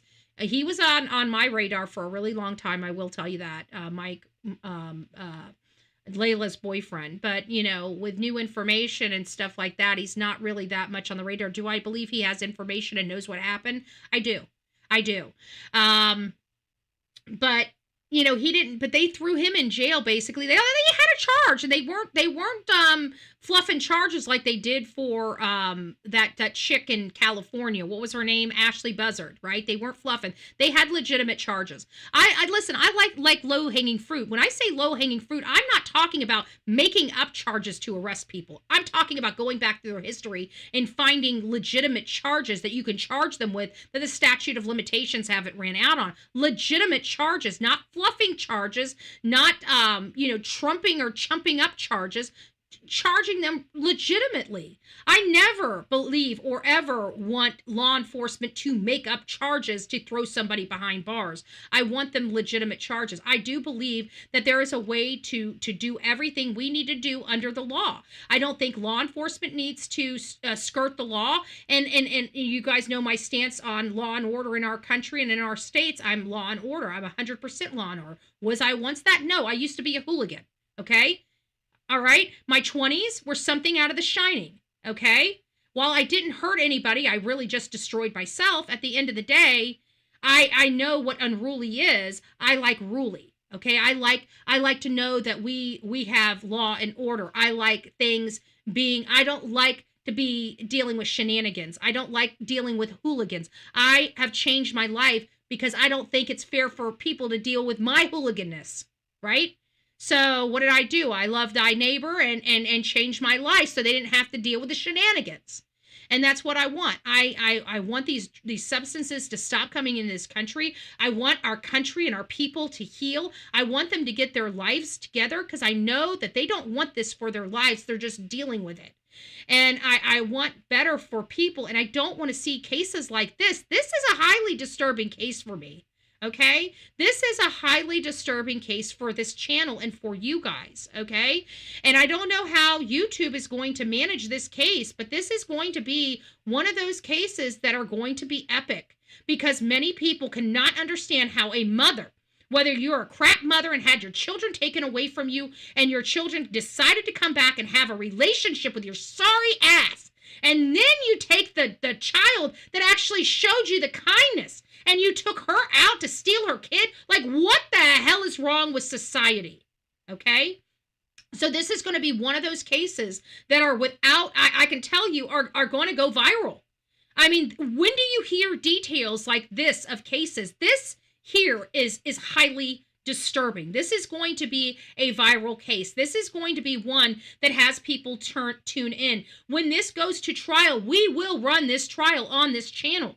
Okay? Because we want to know what's going to happen. We may not cover this trial because, you know, there's not really a whole lot left here. I mean, we have a baby to find, right? But this baby, this woman disappeared. At least we know when she disappeared and when she was reported. It tells me that they know that they have proof of life at some point for her. And so from that point of proof of life to when they find her body, they need to fill in every bit of the gaps. Okay. Law enforcement and the detectives needs to fill in that timeline from the time she was last observed by a third party when we know that she was absolutely 100% alive to the point where she is found deceased in that national forest. Every second has to be accounted for of where she is. And it's going to be within that time frame where we start having an idea of where this child may be. Whatever these people did, I don't believe at this point this child survived whatever this child went through, okay? I believe that we're dealing with a situation where we have a mom and a child deceased. I believe the mom died first, then the child, due to everything that these non-medical professionals did to that mother and to this child, this slicey dicey thing that they did. I don't like it. You know, I have some medical training, you know, up to a CNA type of training. Okay. I have been trained in CPR. I have been trained in a lot of different things, and I have been trained in childbirth. You know, in a emergency situation.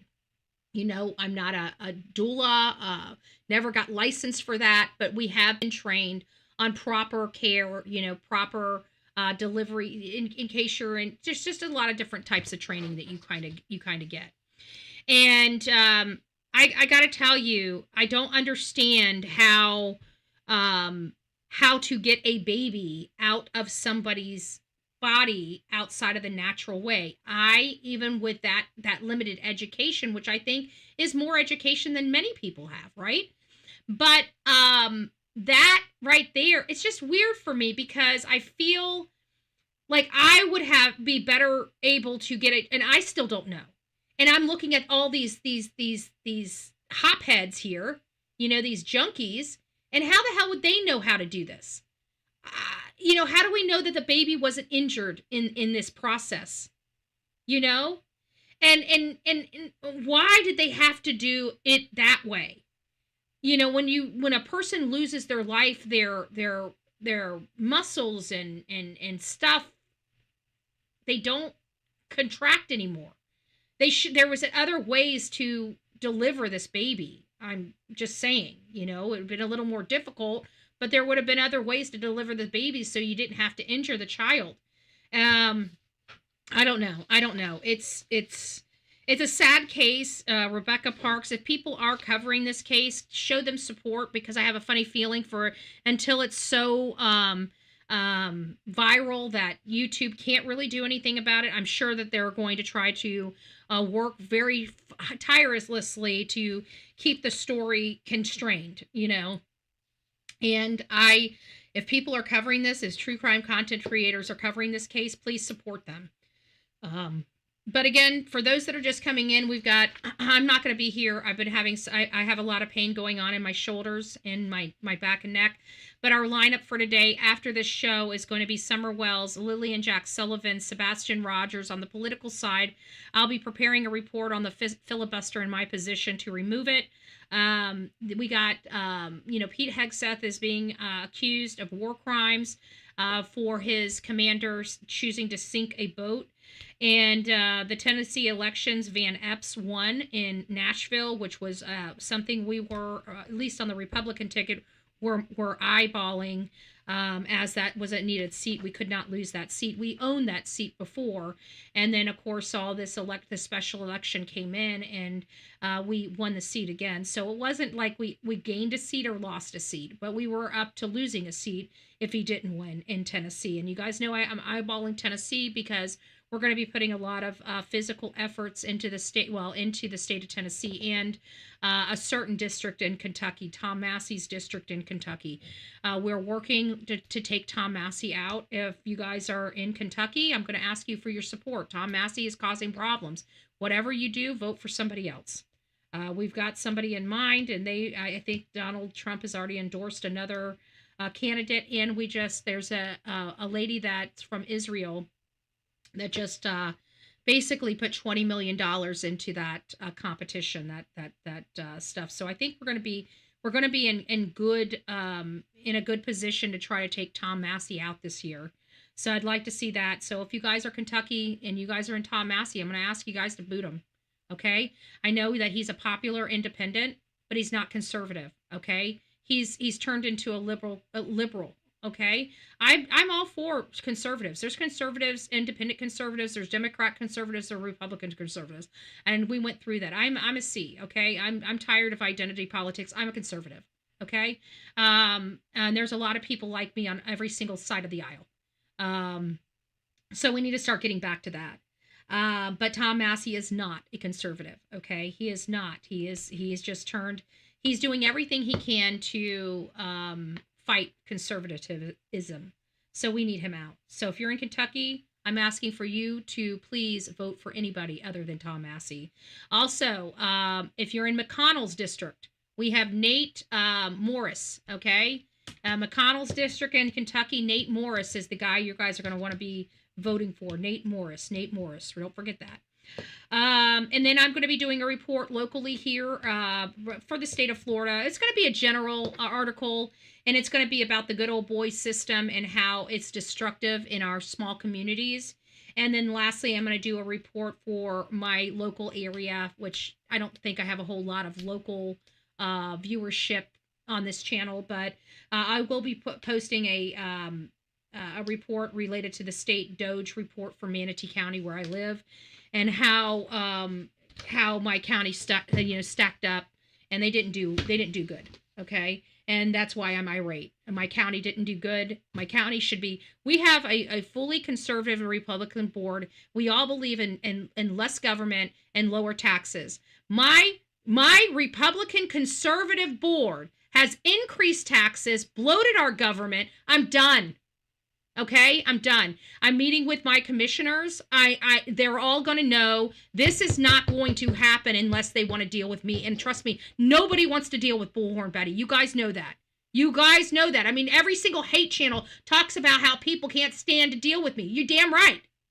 I am literally the boil on the ass, and when I throw a temper tantrum, nobody wants to deal with it. So they want to calm it down really quick before it festers up and blows up, and that's what's going on. So I've already got some people that have reached out to me to sit down and talk to me about my grievances, and I've ignored those conversations for the time being. I'm trying to decide what I want to do and how I want to handle.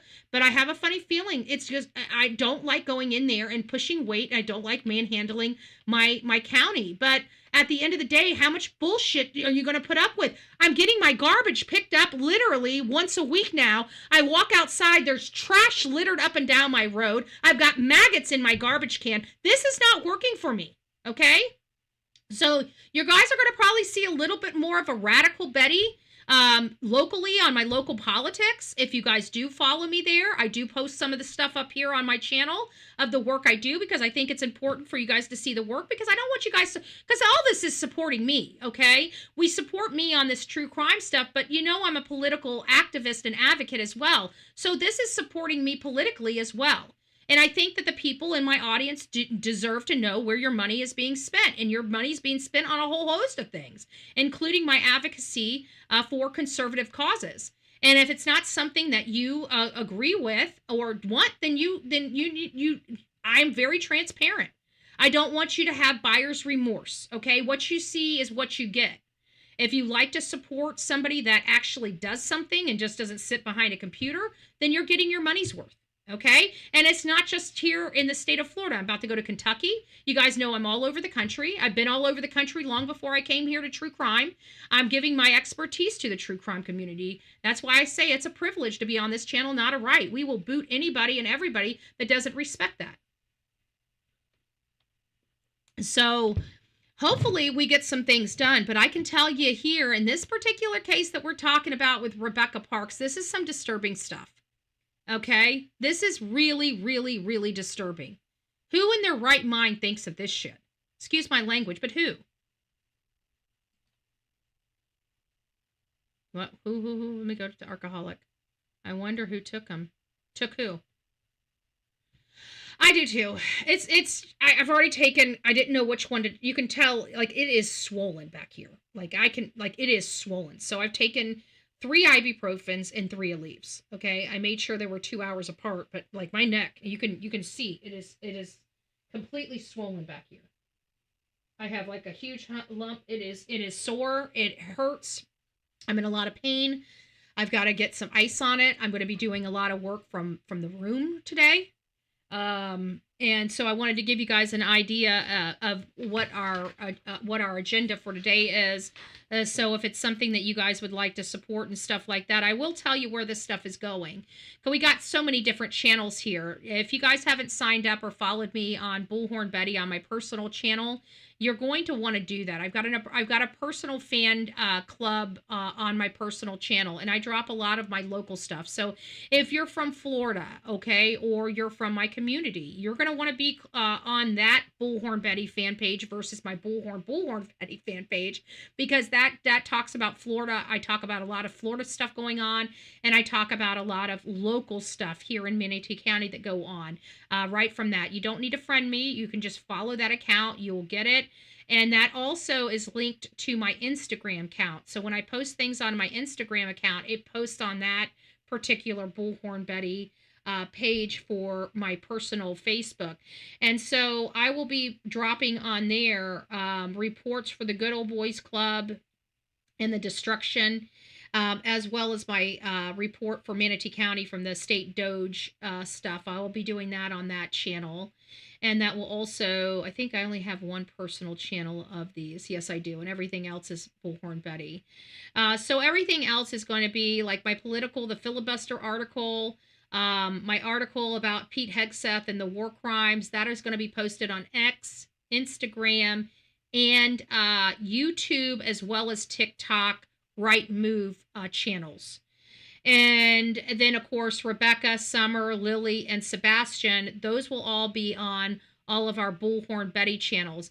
I will be splitting some up because we have 2 Bullhorn Betty channels on TikTok and 2 Bullhorn Betty channels on YouTube.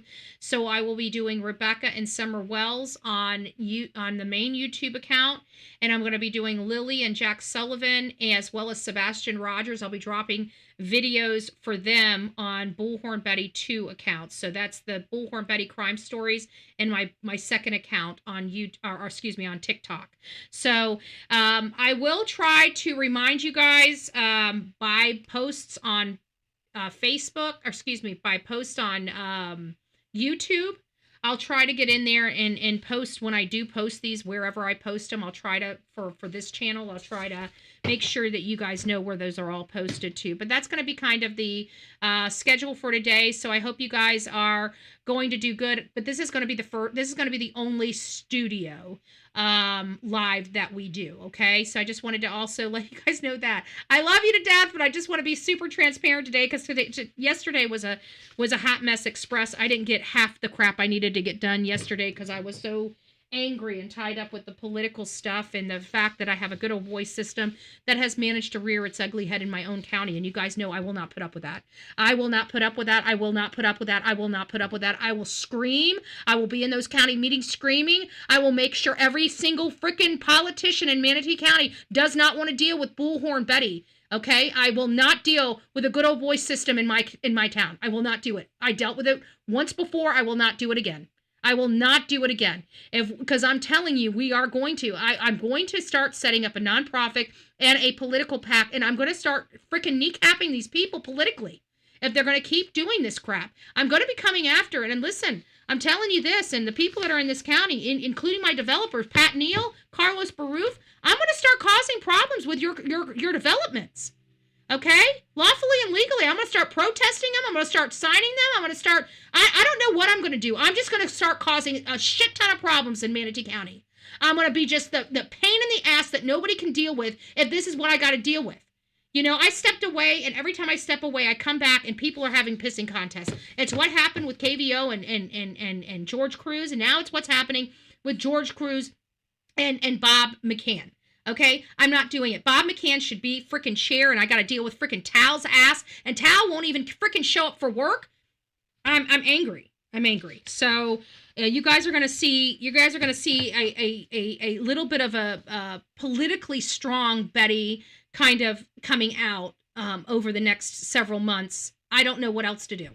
But I'm not going to put up with this. My diplomacy my give a damn is busted. Okay, and I don't know what I'm prepared to do yet, but I'm prepared for change, and I'm prepared to do something, and I'm prepared to start holding. You know, the builders never had to deal with me. It's the politicians, and my developers keep buying my politicians and keep thwarting the will of the residents here. Well, then it's time for me to start introducing myself to these builders. You want to develop in this community, and you want to think you're gonna buy and pay for my politician, the politicians that are here to represent our residents, and you think you're going to do that because you got money and you're the one that funds their political aspirations? Well, let me start dinging your pocket. Let you start dealing with me. Let you start realizing that we're not going to put up with this anymore. So I've been dealing with the politicians, but now I'm ready to switch gears because nothing has worked. Every single politician we put in those seats, we always seem to get a block of 4 that are bought and paid for by these politicians. And I'm going to say right here and right now, and you guys, I know we got hate channels. Their names is Carlos Baruf, okay? Carlos Baruf, Manatee County, right? These are our public figures, very well known in this county. You can send this to him. Pat Neal is another developer, well known public figure in this county. You can clip it and send it to him because now they're going to have to start dealing with me. I'm going to be at those planning commissions. I'm going to be raising my voice. I'm going to be smearing as many people as I can smear until we get these things until you get sick and tired of living with me in my mouth and you're ready to start complying. We're going to be there making sure that my voice and the community's voice is heard out there on these streets in Manatee County. because I'm not putting up with this shit. We've got people wanting to add another tax for the sheriff, and we got our garbage down to 1 day. We're about to rock your world. We're about to rock your world, Manatee County. I don't think you want to play, but hey, we're all up for the game. So that's the world of politics. The world of politics. I hope you guys get involved. Get involved in your community, because you see all the problems I have in my community. And if you don't have those problems in your community, that means you're not showing up. Because I guarantee my problems are not unique. Folks, my problems are not unique. You have these same problems in your community that I have in mine. And the reason why you don't know you have them is because you're not looking for them. Okay? You got problems. You're being taxed out the wazoo. You guys in Pennsylvania, you guys don't even have your government paying for your own road maintenance. You guys are being screwed. Okay? You've got a lot of work to do there in the state of Pennsylvania. So if you sticking your head in the sand and saying, oh, everything's so hunky-dory here in Pennsylvania. No, it's not. No, it's not. No, it's not. You got problems in Tennessee. You got a whole bunch of good old boy system and corruption in Tennessee. So if you're in Tennessee and you don't have problems, you ain't looking. You're not doing your job. There's a whole lot of problems in Tennessee that need to be corrected. We need to get our people out there, all of our people, because the people in this chat, whether you have a D or an R next to your name, you guys are good people. You guys come here every single day to affect change. And so I'm going to need you guys to start affecting change on both sides of the aisle, because we've got to do that. We got to do that for our victims and for ourselves, because we don't want to be victims. So let's get out there and do what we need to do, folks. Do what we need to do. I'm doing my part here in Manatee County. Okay? I'm doing my part here in Manatee County. And you guys see, I got a lot of problems here. So if you guys want to join the cause, please start getting your voice. Just show up. You don't even have to say anything. Just start going to the meetings. Because I'm going to tell you, there's going to be something that you're going to hear that's going to make your blood boil, and you're going to get up behind that microphone and you're going to speak your mind. Okay? That's all I want. That's all I want. Just show up. Just start showing up. Start showing up for your county. And if you're in the city, start showing up for your city hall meetings. Okay? Just start showing up. You don't have to speak. You don't have to speak. When it's your time to speak, God will move you. I promise you. I promise you. When it's your turn, God will move you. Okay? I just want you to start showing up. I want you to start getting involved in your communities and your counties. That's what I want you to do.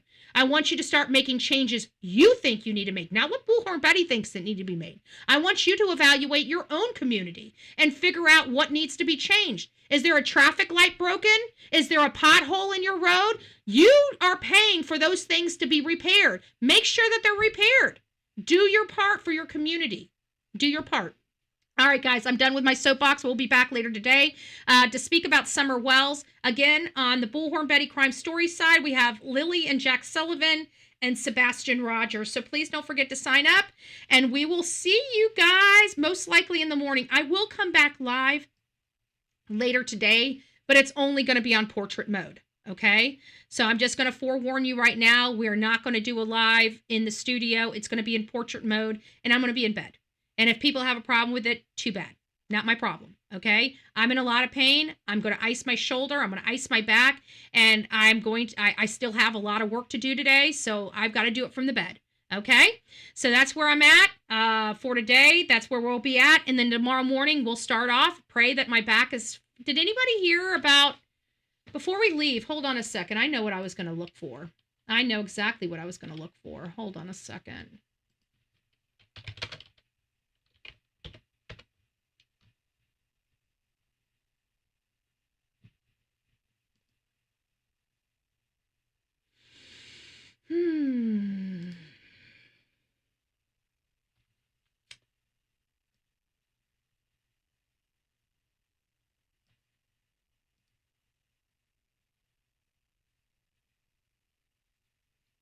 Okay, let me just look at something real quick.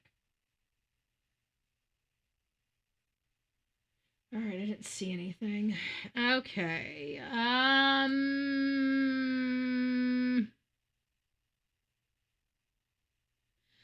All right, guys. Well, I was hopeful that we would have some good news on the E front. You know, Mr. and Mrs. E, they need prayer.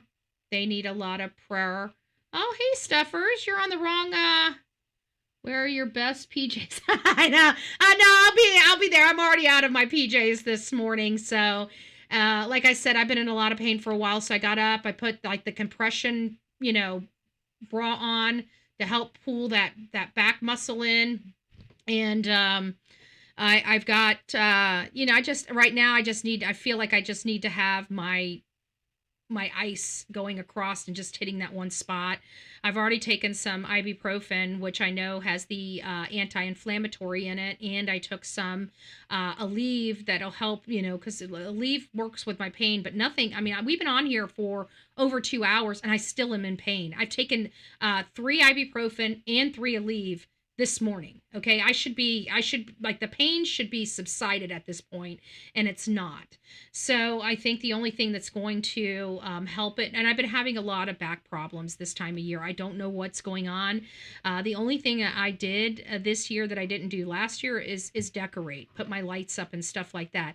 I don't know what I did yesterday to today that caused this. This could be just for my stress, to be honest with you, because the stuff that happened yesterday, I was angry. I was angry, but I was hurt because I've always considered Mike, to be just kind of, I feel like he's been fair. I feel like he wouldn't bend to, he knows Tal was not the best suited for that, and he still voted with the block. He was the tiebreaker. He really was. And he should have done the right thing. I know for a fact he did not do the right thing. Okay? He did not do the right thing. And so that really, really upsets me. Really, really, really upsets me. Yeah, I don't believe in chiropractors, though. Stuffers. I just don't. It's because I had neck surgery and I had neck surgery, and of course I had to have a neurosurgeon and a physical therapist, and the physical therapist drove into my head, don't use a chiropractor, just like a chiropractor always drills in your head, don't use a physical therapist. So it's one of those things, who's good, who's not good, which one's better, physical therapy or chiropractor? I don't know. I personally pop my own bones, so it's like, that was the biggest thing about the physical therapist, is that they don't really pop bones.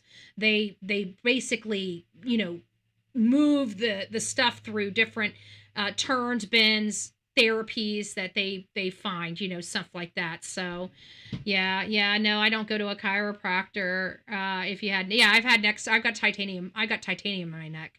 I've had nothing but back problems, Like I said, when I got out of the legal stuff, if I really wanted to, I could have went on disability. Like my health records, like my bones and my back, they're so bad that I could literally qualify for disability. The only reason why I never qualified for disability is because you can't make you're stuck on disability.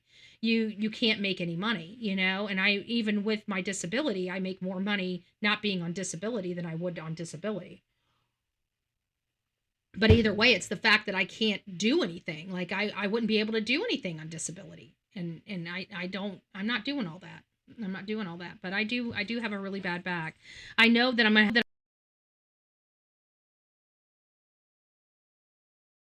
have to have major back surgery at some point, and it kind of sucks a little bit, but that's kind of, we'll deal with that at that time. I'm hoping, I'm 46 now. I'm hoping I can, you guys know I'm a planner, right? I'm very strategic about most of the stuff. Sometimes I fall short and sometimes I don't. Okay. And this is one of the things I'm just praying to God. I can deal with this until I'm 65, right? I'm praying to God that I do not have to pay for back surgery or pelvis or hip or anything, because I know it's all this region. Okay. I'm praying to God I don't have to pay for that out of pocket myself. It'd be ungodly. Even with insurance, you're still looking at, most insurance, you're still forking over, $3,000 to $5,000. Okay. And some of them it's $3,000 to $10,000 for surgeries and stuff like that. It does help me. I love Aleve. I get the Aleve. I like the arthritis. I don't have arthritis. At least I don't think I have arthritis because I don't have pain every day or anything like that. But I like the arthritis one because it seems like it works quicker. That's why I like it. You know, they have the Aleve and then they have like the Aleve for arthritis or the one for the arthritis. I don't know what it is with the arthritis one, but it seems like it works better. Not better. I shouldn't say it like that. Quicker. I noticed that I get relief from that quicker, and I realized the Aleve that I got, you know, now it's not the arthritis Aleve, but I love Aleve. I do Aleve and ibuprofen. I'm not aspirin. I'm not Tylenol person. I really, actually, to be honest with you, I stopped using Tylenol years ago. Years and years and years ago. And the reason why I did is because Tylenol, when I had a headache or, you know, the reason why I quit using it is period cramps, right? When I was younger, I had a lot of period cramps.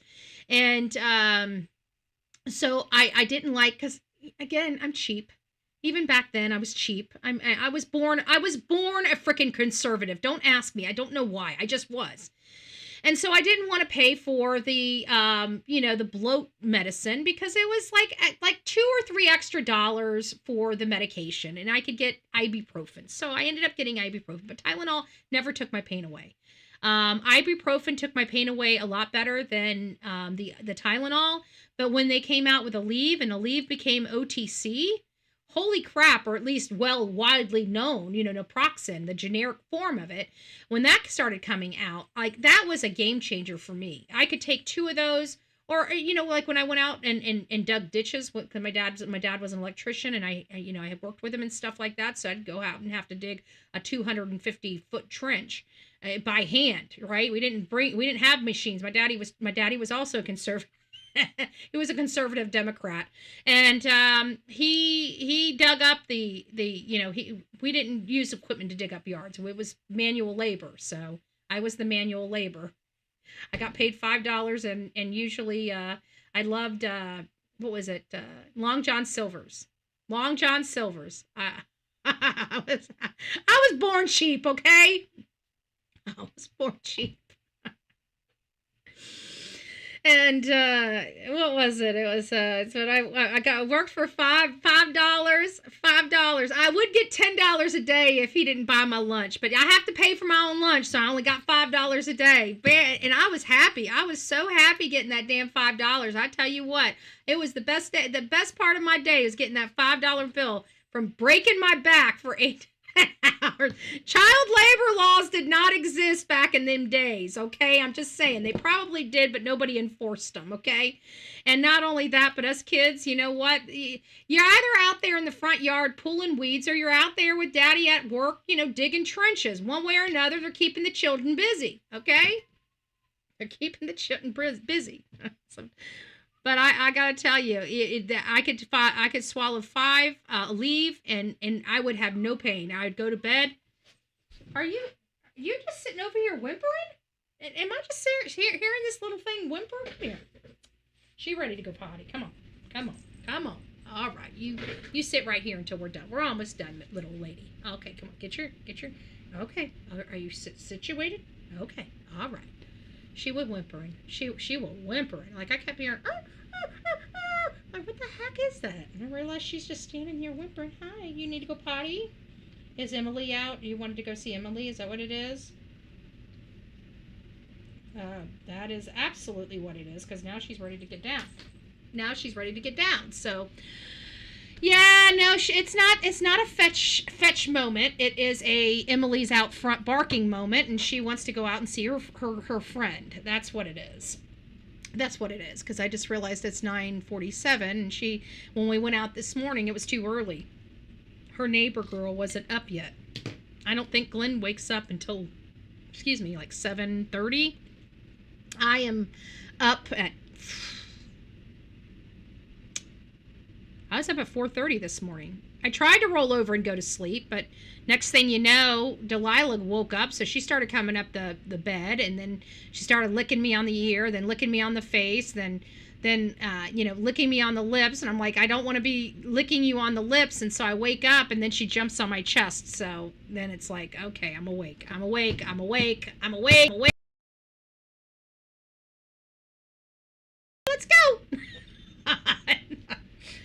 she got to go potty. Time to get up, time to go take her out.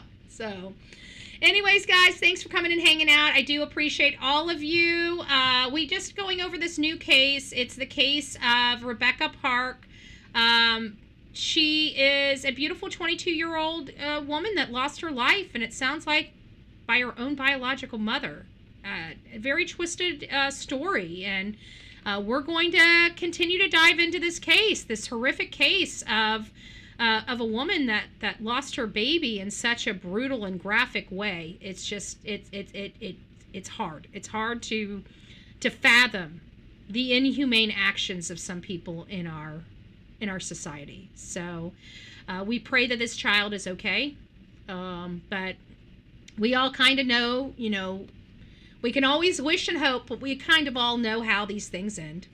And I don't think this is going to be that much different. I think we're dealing with despicable people that thought they had a plan. The plan went terribly south, and they have now themselves in quite of a pickle. I don't know why anybody thinks hurting somebody or committing homicide is going to make their problems better. I will tell you, they will not. It will destroy you. Why do people keep doing this? Do you really think your uneducated asses are really going to be smarter than law enforcement? That is like the number one thing that I want to ask half these people, because half these people are so freaking uneducated, and they know they're uneducated. They know they're stupid, okay? They don't think clearly. They know this. Their life shows it. They at some point, and for them to think that they are going to literally be smarter than law enforcement, I just, what is wrong with these people? It's sick. And how do they get so many people on board with this nonsense? Look at this. It's like Austin Drummond. He had 4 other people arrested with him for helping him. Who in the blessed right mind would do something like this? What is wrong with a lot of you? Not you guys. People that are coming by saying, well, you know, it just happens. No, it doesn't just happen. Doesn't just happen. Anyways. All right, guys, rock it out with your coffee beans out. Don't forget to be fearless. If you see something, say something. An ounce of prevention is worth a pound of cure. And until next time, please be safe. But more importantly, kind to one another. And we got a little Delilah here that needs to go out. So God bless each and every one of you, and we'll see you soon.